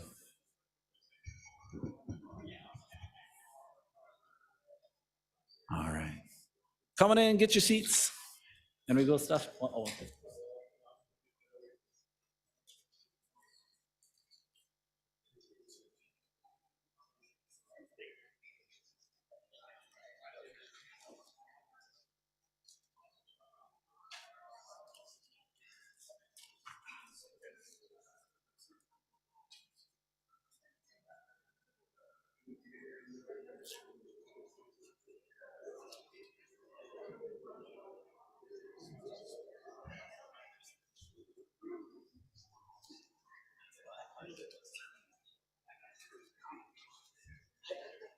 All right, everybody.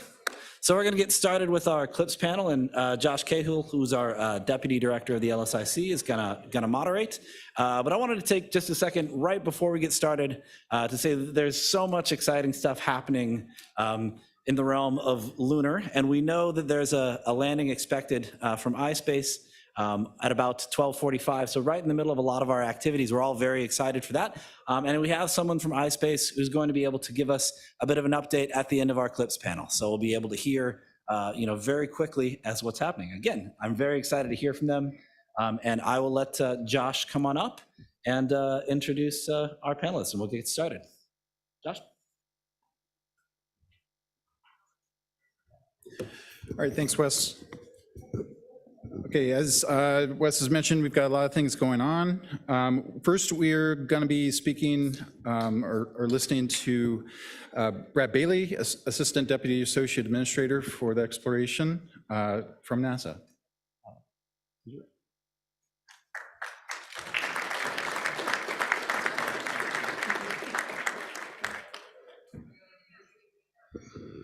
Great, thank you. It's a wonderful opportunity to be here. As you may or may not be aware, I work in the Exploration Science Strategy and Integration Office within the Science Mission Directorate. It is our primary responsibility to make sure that science is well integrated throughout the entire endeavors across all the various mission directorates. So we work closely inter-directorate with all the divisions of SMD, but then make sure that that science gets translated out into our partners in ESDMD and SOMD to make sure that requirements are being drafted appropriately to satisfy the needs of the science community, as well as working with our STMD colleagues to make sure that the investments that they're making are beneficial to the science that we're trying to accomplish from the planetary decadals and the heliophysics decadals from all the different divisions of SMD. So one of the other things that we do within our office is manage the CLIPS initiative, the Commercial Lunar Payload Services. I'm sure many people in here could probably give a much better talk about CLIPS than I can, so I won't get into it too much, but I will endeavor to, there we go. But I wanted to start off with just a quick slide of all the various lunar missions that our office touches overall right now. And if you go through and count, up here you'll find 23 distinct and separate missions that we're working with between now and 2025. And I mean, it really is a renaissance of lunar exploration, and the science resulting from that lunar exploration is just going to be groundbreaking. And I will also mention that this doesn't include, it includes a handful of the partnered international partners that we're working, or international missions that we're working with, but it doesn't include all the international missions, and it doesn't include a lot of the CubeSats missions that we've been working on as well. So it really is, hopefully just looking at this spiral chart really does drive home the fact that we are getting back to the moon. Early and often it presents a wonderful opportunity for people across the entire community, and it really comes about, and most of it is coming about through innovation. And so that's one of the things we're trying to do with CLIPS. Again, Commercial Lunar Payload Services. just a quick refresher, I always read this first bullet and then break it down real quick, but CLIPS is an innovative service-based competitive acquisition approach that enables rapid, affordable, and frequent access to the lunar surface via a growing market of American commercial providers.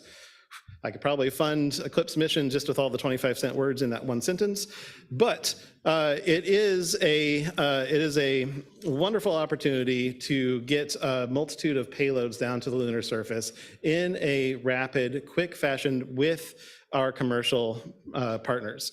Some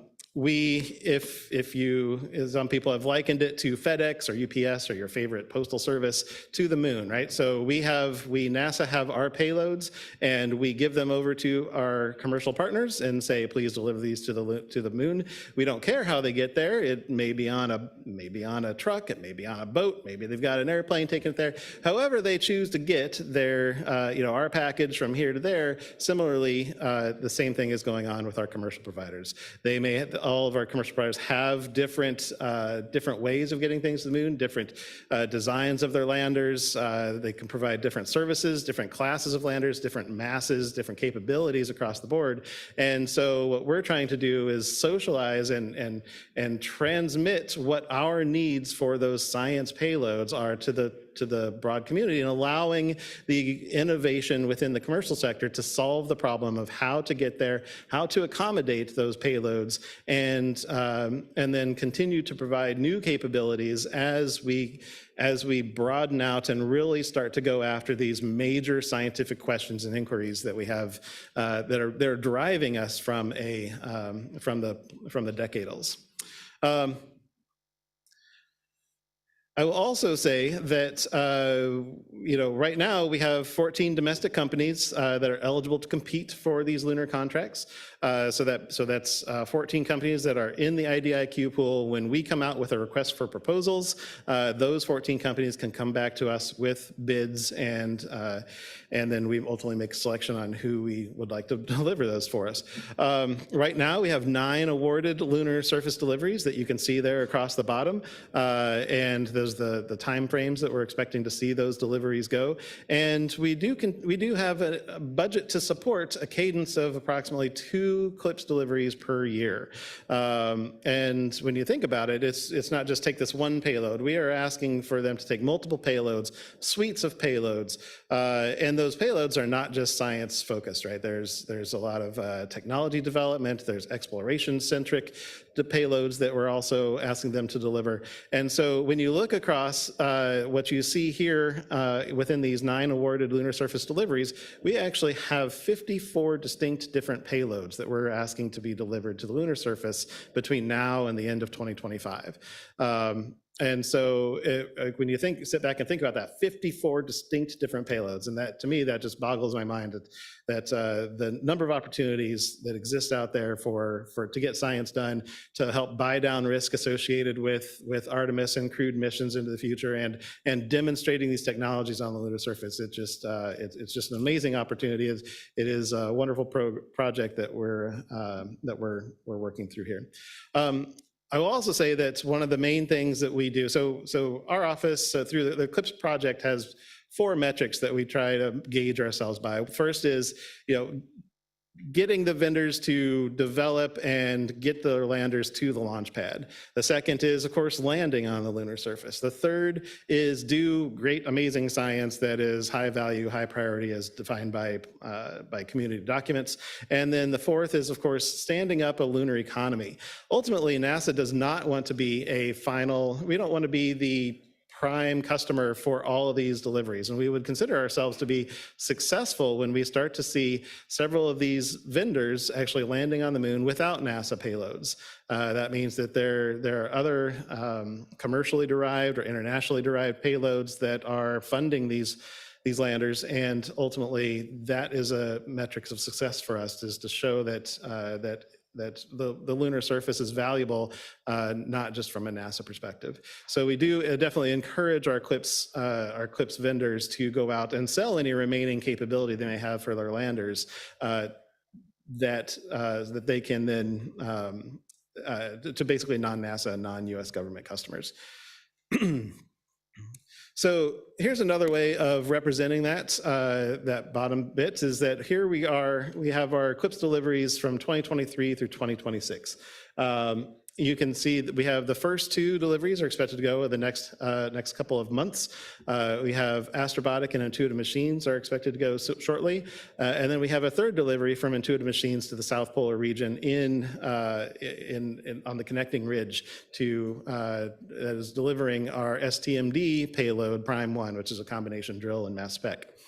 From there, we have several deliveries next year in 2024 to Reiner Gamma, a magnetic anomaly, lunar swirl. We're also planning to go to Mare Crisium with several geophysics payloads. And then we're going to start delivery of a lot of our PRISM payloads. And PRISM is Payloads and Research Investigations from the Surface of the Moon. That is a program that we stood up to fund PI-led research that really focuses on significantly addressing decadal questions. And so we do have that for CP11, I mentioned, to Reiner Gamma, CP12 going to Schrödinger Basin on the far side that will also have COM relay satellite that we asked for as a service. And then we also have, we're also going to be delivering Viper, which is Volatiles Investigation Polar Exploration Rover. So that's going to be delivered via Eclipse through Astrobotic as well. Let's see, I'm kind of jumping around here a little bit, but again, this chart really is trying to drive home the fact that we are getting back to the lunar surface. We are utilizing the innovation of the commercial sector in order to solve the problems that we have from a science perspective, and from a science and exploration perspective as well. So we also, let's see, I think the only other thing I wanted to mention on here is that we did make a recent selection of Firefly to deliver what we call CS3, which is a partnership between NASA and the Department of Energy to do some far-side radio cosmology observations. So we're quite excited about that and showing that it is more than just NASA. We're cooperating with Department of Defense, we're cooperating with Department of Energy, and several others potentially in the pipe as well. So again, the first 2 sites coming up, we have TO2AB going to Sinus Viscositatis. AB, TO2 is our second task order. AB is Astrobotic. And they're going to Sinus Viscositatis, which is near the Gruithuisen domes. There's the star you see on the map. And the science we're expecting from that will complement another PRISM selected suite of instruments that are going to the domes themselves. So we're actually going to explore the mare around the domes and then go explore the domes, which are a silicic volcanic complex. And so we're really excited to have to be able to compare and contrast between the 2 areas in that vicinity. And then TO2IM is going to Malapert A. Again, TO2 is, and IM stands for Intuitive Machines. And there you can see on the right-hand side where the star is, so that's where we're going to Malapert A. And we've got a suite of instruments there that are both science and exploration related. And so I want to take a quick moment and just talk through maybe a couple of the lessons learned that we've gotten through up to this point. So clearly we haven't landed anything yet, but stay tuned, just like Kudo R is about to land here in 10 minutes. I promise I'll be done in time so y'all can zoom in on our phones while listening to us, of course, up at the panel. As we're leading up to our first couple of landings, I just want to take some time and just talk through some of these lessons learned. The first one is that so what we had done previously for the first several, so TO2IM and AB, we went out and solicited for instruments that were pretty high TRL. They were already flight spares or very far along in the development, and we just needed some high quality science instruments that we could put onto these early landers to demonstrate the power of the CLIPS model and demonstrate how it works.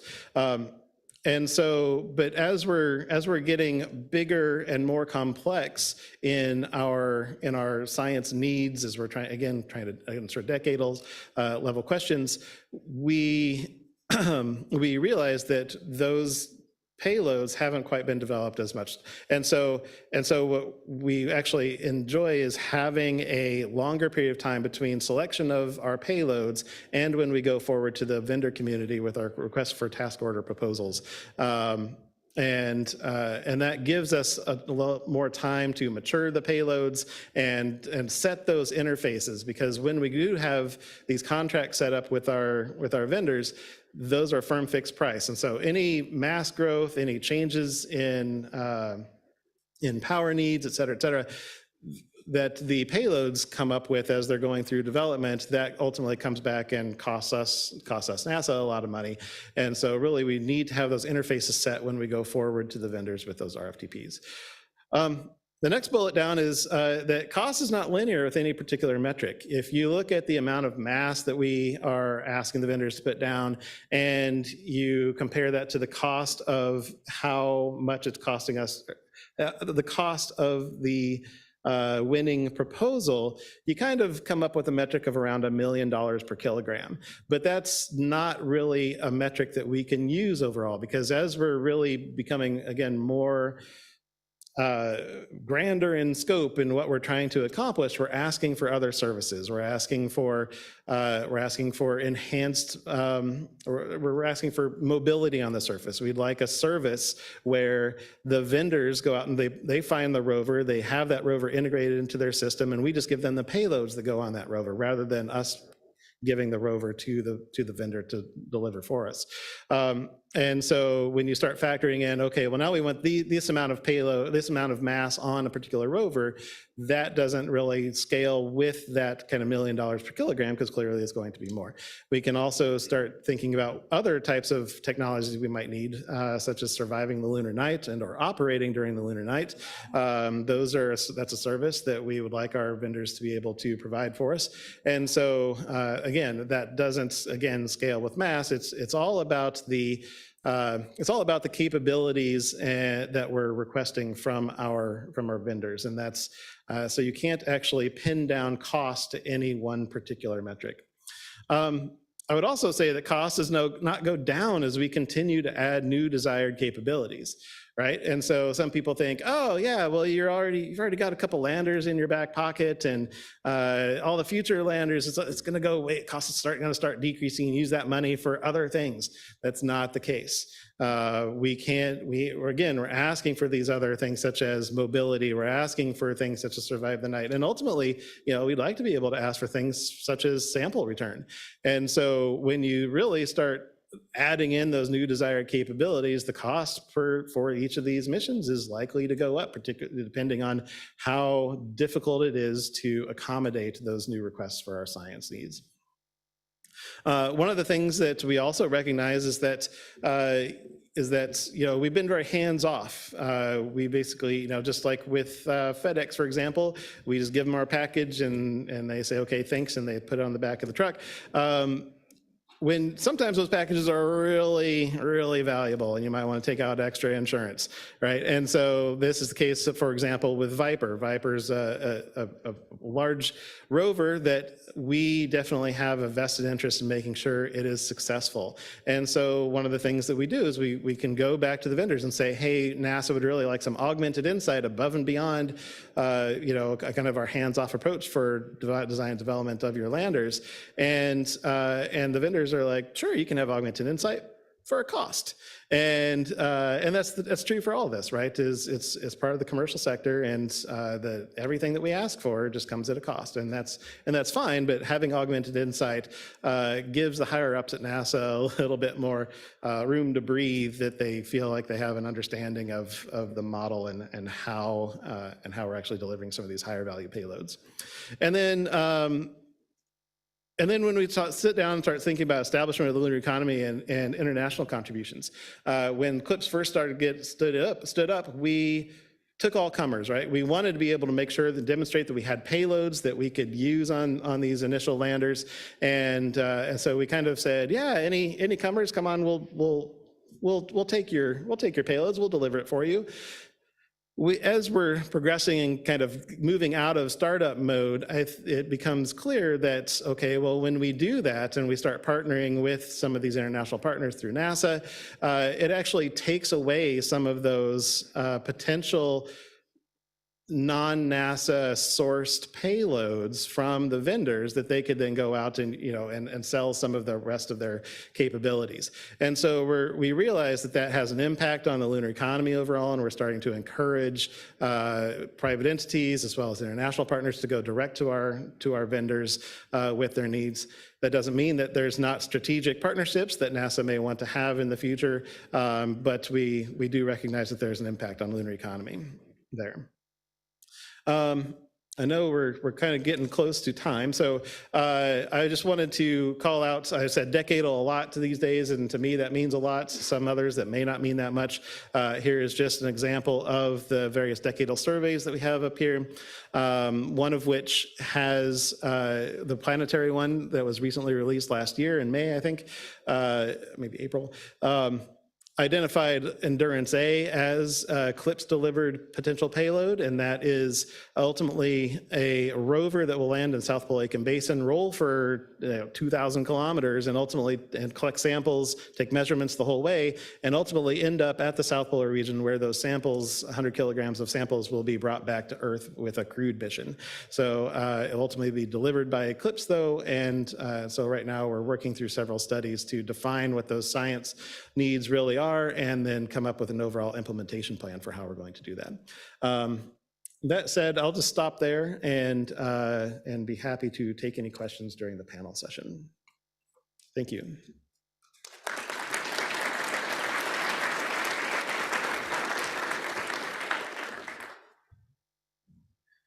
Okay, CLPS panelists, please assemble.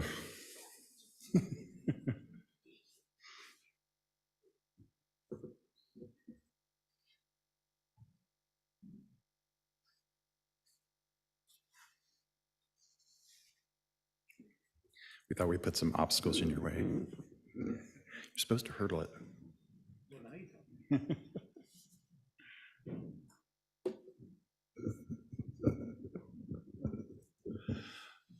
Okay, so we're first going to get going with each of them introducing themselves briefly. Ben Bussey, representing Intuitive Machines, is going to be taking the time to present one or two slides. Can we get his slides up?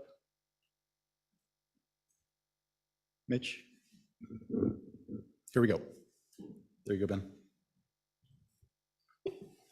Great, thank you. I didn't realize until this morning that I would be the only one, but I thought, hey, I made them. But I'm going to talk to them, I hope, think about it in a way that I think hopefully describes the program in general, not just what we're doing. And I'm clicker free, so if I could do next slide, please. Okay, so the purpose of showing this is the fact that many of the companies that you see up here, and even though it's not at the table, people think of us as just a lunar lander company. We're just CLPS, and the companies are more than that. We're engineering companies, and we do a range of services. So yes, in our case, we have the fixed lunar services primarily with our Nova-C. But people want their payloads to move around, and so we have a strategic partnership with Lunar Outpost with Colorado for rovers.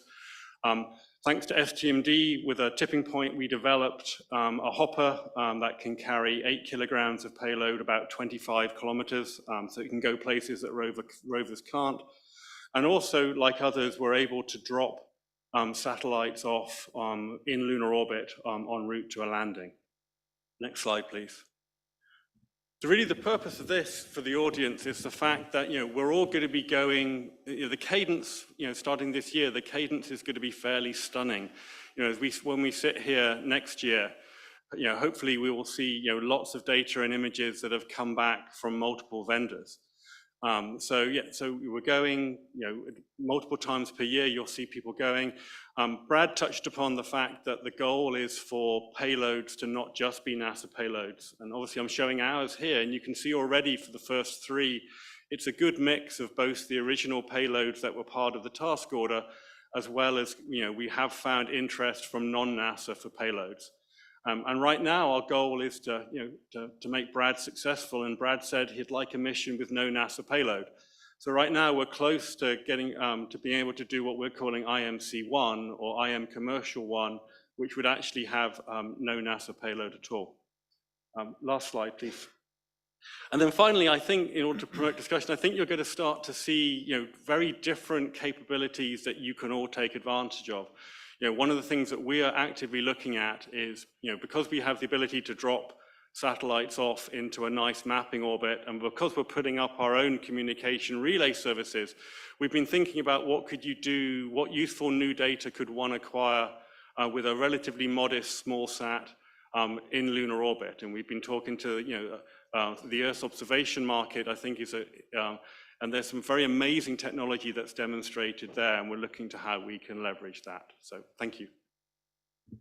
Great, thank you. Next, we're going to go online. Mike Sims, do you want to give us a brief introduction to yourself? Yes, you're going to have to open up my video. Someone locked it down. Can you hear me? I can hear you, Mike. Okay, great. Welcome. My name is Michael Sims, and I'm speaking for Ceres Robotics. Ceres is one of the CLPS providers. We're part of the 5 of what was called first on-ramp. None of those 5 those later on-ramp companies have yet won a contract for a CLPS lander, and we haven't.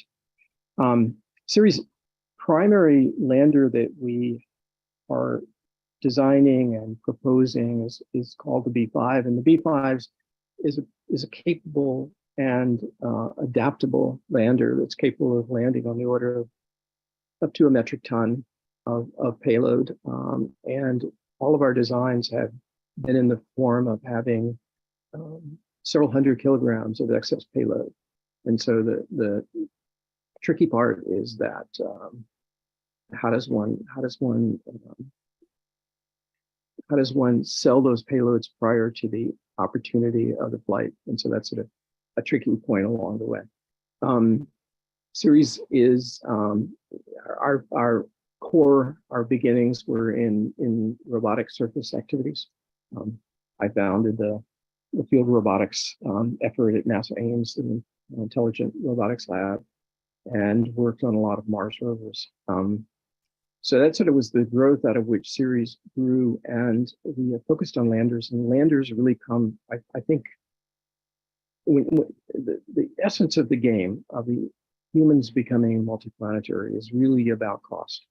There's a lot of technologies you have to go through, and you have to manage those in a given way, and there's a lot that needs to be developed, but it's cost that's been the barrier. So if I think in terms of cost, let me translate that into mass. So the Ceres program, the CLPS programs that have come to date have been in the category of 100 kilograms, roughly. I think of that as a Vespa scooter class. So let me translate those into transportation systems. So what we've landed to date have been science instruments, payloads in the order that a Vespa scooter could go around with. There is the next category up, which is going to go from a few hundred kilograms to a couple of metric tons, maybe, and that's a pickup truck category. Those are on the works today. You could actually probably propose, the CLPS could propose that and get several viable options for doing that category of vehicles. Above that is a category that is really, in my mind, Apollo era, which is up to metric ton, goes from a few metric tons up into about 40 metric tons. And there's a number of programs that are working on that and have worked on that and continuing in terms of human programs. But that's the next category of payloads that we're going to take to the surface. And finally, there's the really large payloads of 100 metric tons, which SpaceX and Starship is designed to carry down. Each of those have their own uses, and there will be their own uses the same way that they're different vehicles. In the top category, think of that as a boxcar on a train. So those different categories of shipping material to the surface and doing things are a reasonable way to think of what we're sending to the surface to do activities on the moon. So far, all of CLPS has focused on the lowest of those, and I think that's because the pricing model one I think it's actually more about fear of the pricing model. The pricing model looks like $1 million a kilogram. So if you go to several hundred kilograms of payload, it looks like you priced out that model.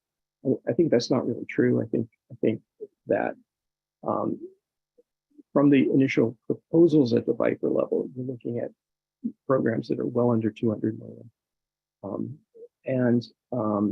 The Viper, as Brad was indicating, Brad's not a great, Brad is a traditional NASA mission. So I think of that not as a CLPS mission.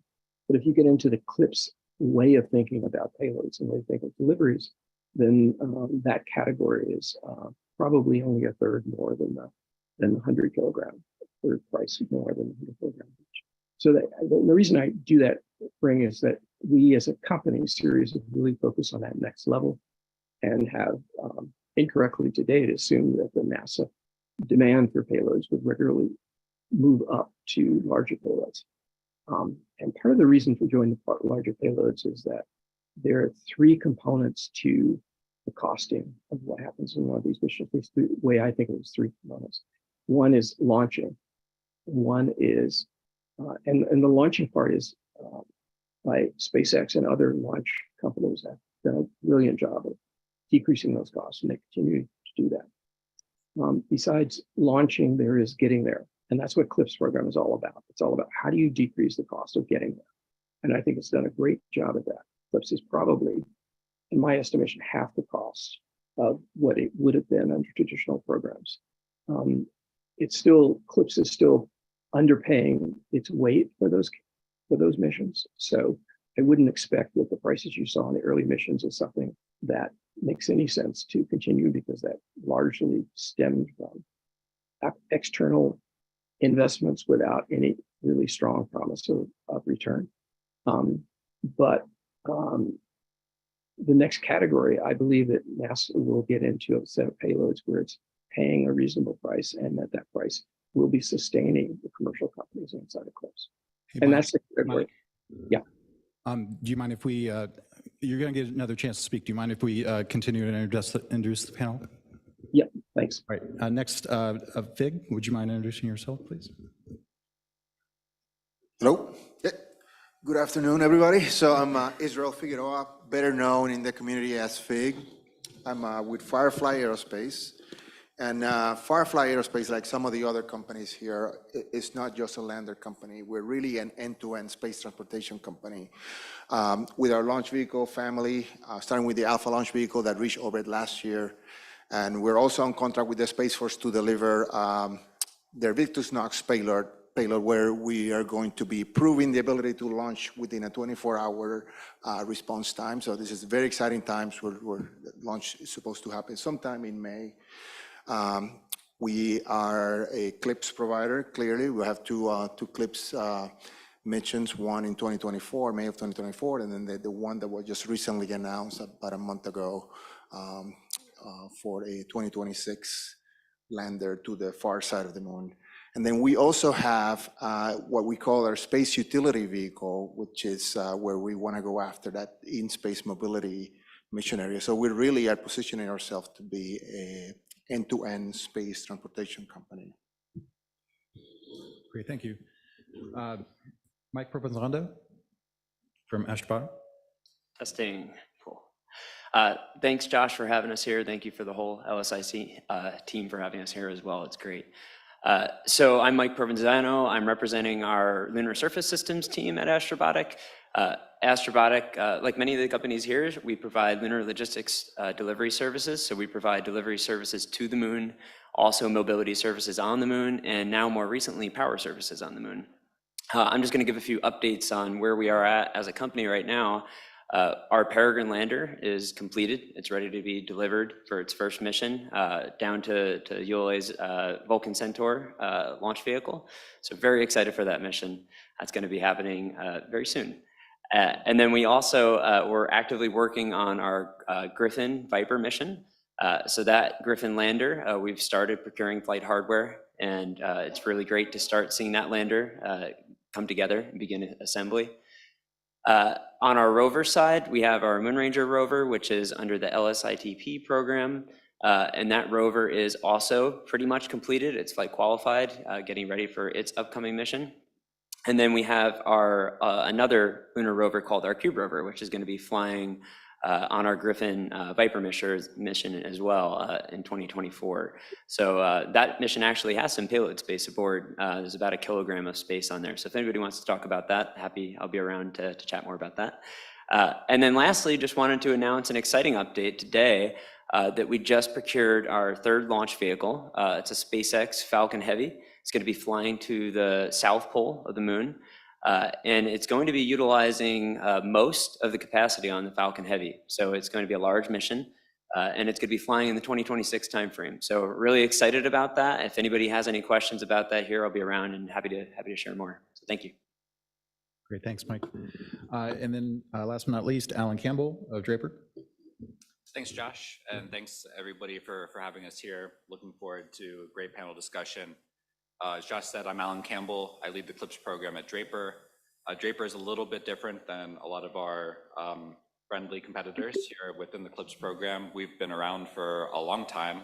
We were the first prime contractor for the Apollo program, where we developed the guidance system for the Apollo missions to deliver astronauts to the moon and back home safely.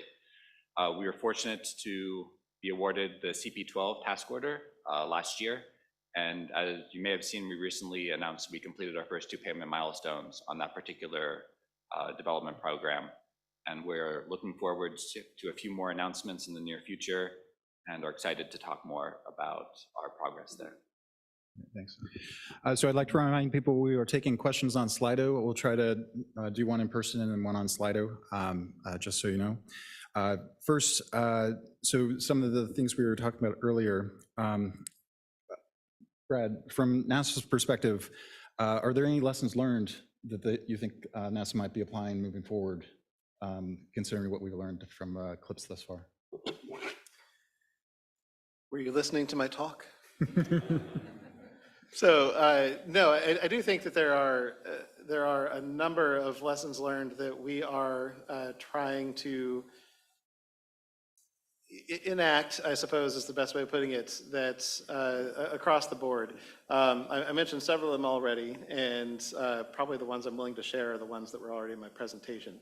I would be curious to hear from the rest of the panel, though, if they feel like there were lessons learned that they've been learning over the course of their, as we've been selecting the various, going through the whole process from, how we socialize what we intend to do from a science perspective and what payloads we're going to be asking them to deliver to the RFP process, and then ultimately how we actually get to the launch pad and then down to the surface. So I'd like to pivot to the rest of the panelists and ask their opinions on what they think their lessons learned are and how we, NASA, could do better to enable them to be successful. Ben, you want to? You're welcome. I think, to be positive, I think the lessons learned is that I think CLIPS has thus far worked as had been hoped, in that it is providing an option for NASA and others to access the lunar surface at a price point with a different risk posture that NASA hadn't been able to do before. And when CLIPS was started, the goal was for NASA not to, it was basically, the question was, is there a market for a lunar delivery service for US companies? And I think the answer to that has been shown to be yes by us and our colleague, other companies. There are payloads out there. There are people wanting to fly, which are non-NASA. So I think the lessons learned is that, if you are prepared to accept a slightly different risk posture, then then CLIPS has worked. Fig, go ahead. So from my perspective, and I have a long history of acquisitions with the Space Force, what I have seen that Firefly have benefited, and I don't know if anybody have given NASA this feedback, is it's the way they help the contractors along, right? So it's not a confrontational, what is task orders, and it's not a confrontational relationship with the contractors. And our engineers feel comfortable to go back to these NASA engineers and ask questions about, hey, we're having this tough problem, and they feel confident that we're not going to be punished by asking questions. And that back and forth with the NASA engineers have really helped smaller companies like Firefly thrive over the last few years and really get to where we are today. And if it wasn't because of the CLIPS contract, I don't know that Firefly is alive today, like that first award a few years ago. So I just wanted to make sure that that's the key one that I wanted to say. Mike, go ahead. Yeah, from Astrobotics perspective, we think that one thing that may help improve the program is actually heading in a direction of block buys. So the idea of actually purchasing multiple missions at once, there is a challenge with actually getting the supply chain up and running, the workforce up and running in a very quick development timeframe to support these missions. So by having block buys, we can actually get ahead of that, and we can work with our vendors and our supplier base to prepare for that. We can align with NASA's roadmap, and we can have those known mission locations and mission definition, the interfaces for those payloads to be prepared for those missions. And it helps our own workforce prepare as well. So, and there's a chance that, with more missions, it can increase the affordability of the missions because you can buy several of the components at once from vendors and kind of have that flexibility there. So block buys have already happened for commercial crew. They've happened for national security space launch. And I think right now would be a great time to be talking about that for the CLIPS program as well. Alan. So Mike, you just reminded me of something. One other thing that particular approach would really help with is workforce. We're having a little trouble with your mic. Sorry, I was going to say that one thing that having a known continuous stream of missions really helps with workforce maintenance. With all of the really exciting things that are going on in the space industry at this time, you see a lot of people jumping from company to company to go from really cool program to really cool program. And it's a lot easier to be able to maintain and build on the lessons that we have learned by retaining that staff over and over again, and ensuring a continued pipeline of really interesting programs is one good way to do that. The other thing I wanted to mention was to turn it a little bit back on Brad, and this is certainly in the positive lessons learned, is how quickly NASA has been correcting mistakes isn't the right way to put it, but correcting, as they've seen things come up and reacting to it, and helping the vendors proceed along, as Fig was saying, and helping themselves understand what they need in order for them to be successful as well. I mean, we've seen over the 10 months that we've been on contract, a continued back and forth with our integration manager, with the CLIPS program as a whole, trying to make sure there's a good happy medium between what we want and what they want to make everybody happy and make everybody successful in execution. That's a really good point. And as I mentioned, some of our first couple of deliveries, we were in startup mode, and to be honest, I want to say we didn't know what we were doing, but we didn't know what we didn't know. And we went out with this firm fixed price task order, and everything was happy. And then all of a sudden, like, holy crap, we forgot harnessing cabling in the masses for all of our payloads. So there goes the masses up. And so, and then we're like, oh, well, actually, if you all went here instead of where you were planning on going, it would actually be more beneficial to science. And so I think we are still feeling our way forward in terms of what it is that we actually want from each of these individual deliveries. I hear Mike on the block buys. I completely understood that position. But we're working on just really defining what our needs really are and getting them set and solidified as early as possible to reduce the churn that comes with these continued back and forths. Thus far, our partners, our commercial partners, have been very accommodating and willing to work with us. I think it's been a positive back and forth as we're kind of getting to that more steady state, and and it being able to turn the crank such that when we ask for what we want, that is it, and they can move forward with confidence that that's what we're asking for. Yeah, and one additional comment. I agreed with everything everyone said. The addition, and I consider CLIPS to be a great program, a brilliant conception and well executed. The one thing I would suggest is that at time of a payload award, many of the programs that have flown previously have been in a position where they have had needed additional payloads in order to fill out their manifest. And the process, it would be really great if there was a huge outflow of interest in the commercial area, and there is interest. It's not yet a fully vibrant market, and that will occur, but that's not there yet. So it's still important that the government help fill that gap and help the companies that are currently existing to continue. So what I would suggest is that because of the way you do payloads inside of NASA, that it represents a long time lead. There's a long process. That if there was a way to improve the process to be more efficient, more DARPA-like, that you could, at the time of award, then also be able to go to that vendor and say, yeah, we have an extra 40 kilograms we could fly at this price if you want to fly that.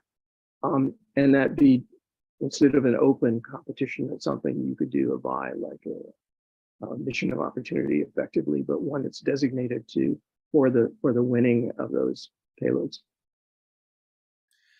Thanks, Mike. We have some questions coming in online. Remember, you can upvote them if you like. Let's go with Mike Provenzano. Is there a plan to share lessons learned between providers after landings? Is there any collaboration between competitors? So we're certainly open to sharing information with NASA and the LSIC community. I think we're having those discussions now as the Access to Space page has been opened up. We don't have any collaborations currently with the other providers at the moment. But in terms of sharing information from those missions, but we're certainly open to the conversations with NASA if they'd like to share some information with the LSIC community. Anybody else have a response to that? First, I want to explain myself. Sorry, Mike.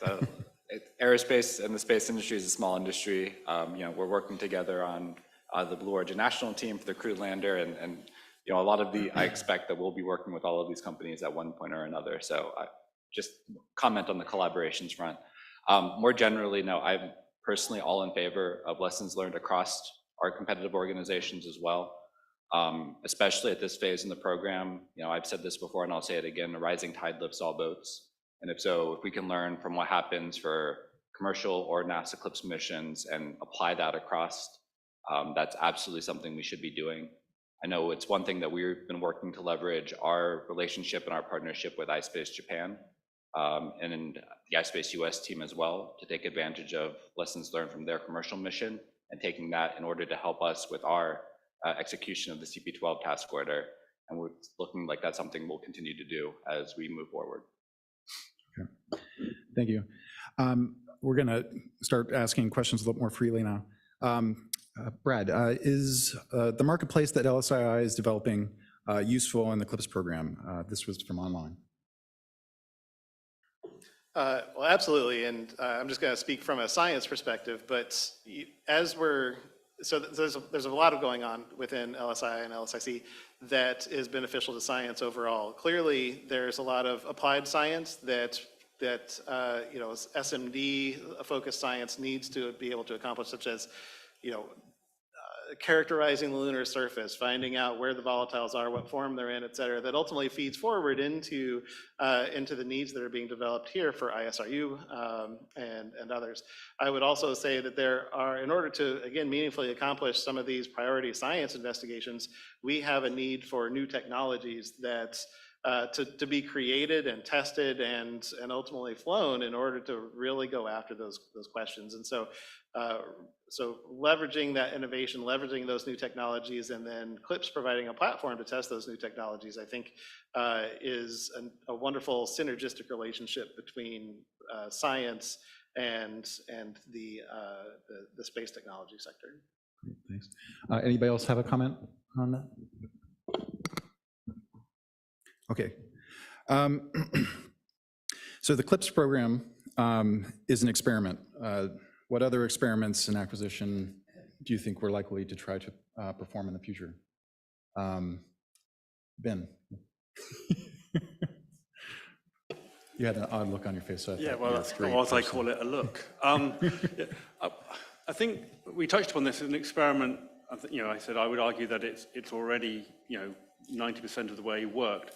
I think I see us kind of expanding into different services, and so we've already now had, for example, the task order that included drop-off.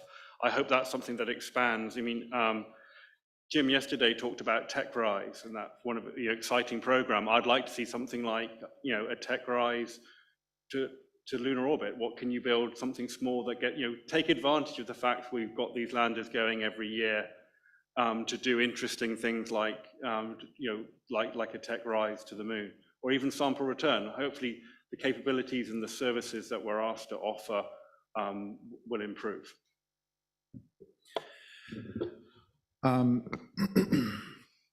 So just a few things. So on the lunar side, I think that the next step of effort that we should focus to put time on building the infrastructure around the moon, right? The comm, the power, the things that you need to actually have a sustainable presence in the moon, and then eventually have humans there. So I mean, that's probably the next step of the new human in the moon. But you can use the similar system as CLIP, or similar program as CLIPS, to can apply to Mars. And as we move, vector from the moon into Mars exploration.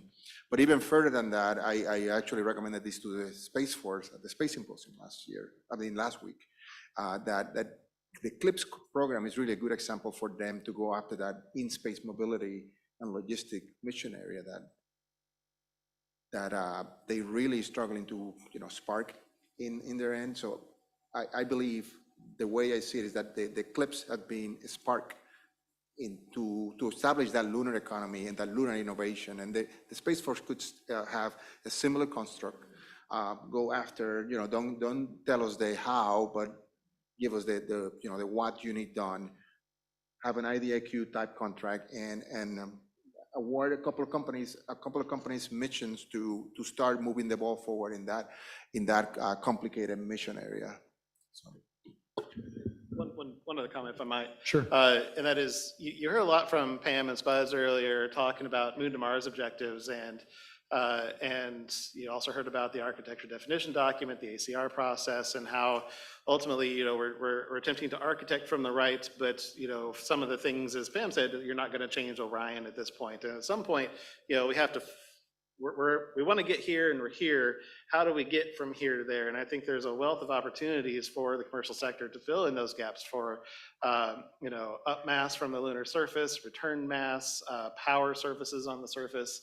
And so it's not just the robotic sector, the robotic aspect. I think there's actually opportunities for CLIPS and the commercial sector to be involved across the entire Artemis endeavor. Thanks. You actually took the question out of my mouth. So we're kind of keeping people from lunch, so we'll ask one more question and kind of wrap it up. Actually, the question I wanted to ask went away. So it was, what can we do with the LSII fledgling marketplace that might encourage a better data buy market? So I think to add to many of the comments that were just shared here and to address your question, Josh, I think there's power services. I think that there are sample return services. I think that night survival services are all interesting things that we should be looking at as a community. And LSII could help promote that by putting, LSIC has already done a great job sharing links to the companies that provide those services. I think there are many more companies that are providing those additional services that we're talking about.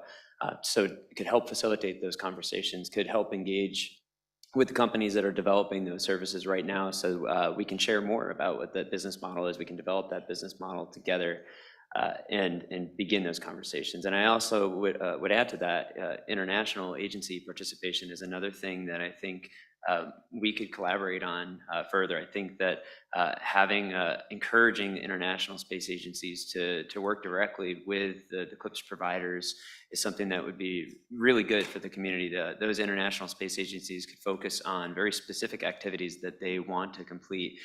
We're doing this now with the Mexican Space Agency. We're doing it with the German Space Agency. And I think that that's a really good opportunity to bring in more international partners, is connect the providers with the international agencies. Great. Any last follow-ups?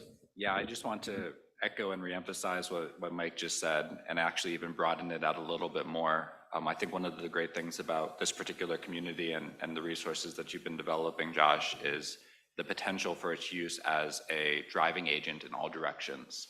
So let's NASA know what is out there from a science perspective, what the scientists are interested in, what the technologies are out there, and the technologists are interested in working on developing, the capabilities from lander providers or other in-space services, whether it's power, whether it's mobility, whether it's in-space servicing, all in all, a capability marketplace that can really help leverage the community to come together. Great, thank you very much. So that kind of concludes the CLPS session. Are we gonna, yes, so we have a representative from iSpace, Marshall Hall. He's gonna give us a little update on what's going on. Hey everybody, I can assure you we did not plan this to land during LSIC, but it's been quite remarkable to be in this room with all of you, with all the excitement during our landing. So my name is Marshall Hawley. I'm government relations lead here for iSpace US. So I have a quick statement given the landing. So iSpace Inc., a global lunar exploration company, announced today that the Hakuto-R Mission 1 lunar lander was expected to land on the surface of the moon at 1:40 a.m. Japanese Standard Time. At this time, Hakuto-R Mission Control in Nihonbashi, Tokyo has not been able to confirm the success of the lander, but we are still investigating. I also wish to relay a short message from our CEO and founder, Takeshi Hakamada, that we will keep going. We will never quit the lunar quest. Thank you very much.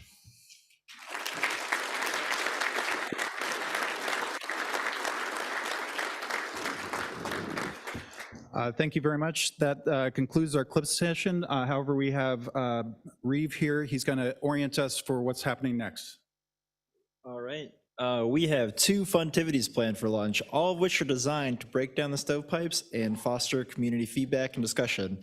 There's some sheets for discussion on your table. About 20 minutes into lunch, we'll encourage people to meet a stranger and use these as discussion beginners. And then at about 2 o'clock, we'll gently, then firmly encourage people to go to the breakout room so you can give us feedback on the community white paper. With that, it's time for lunch. On your mark, get set, go. Thanks, everybody.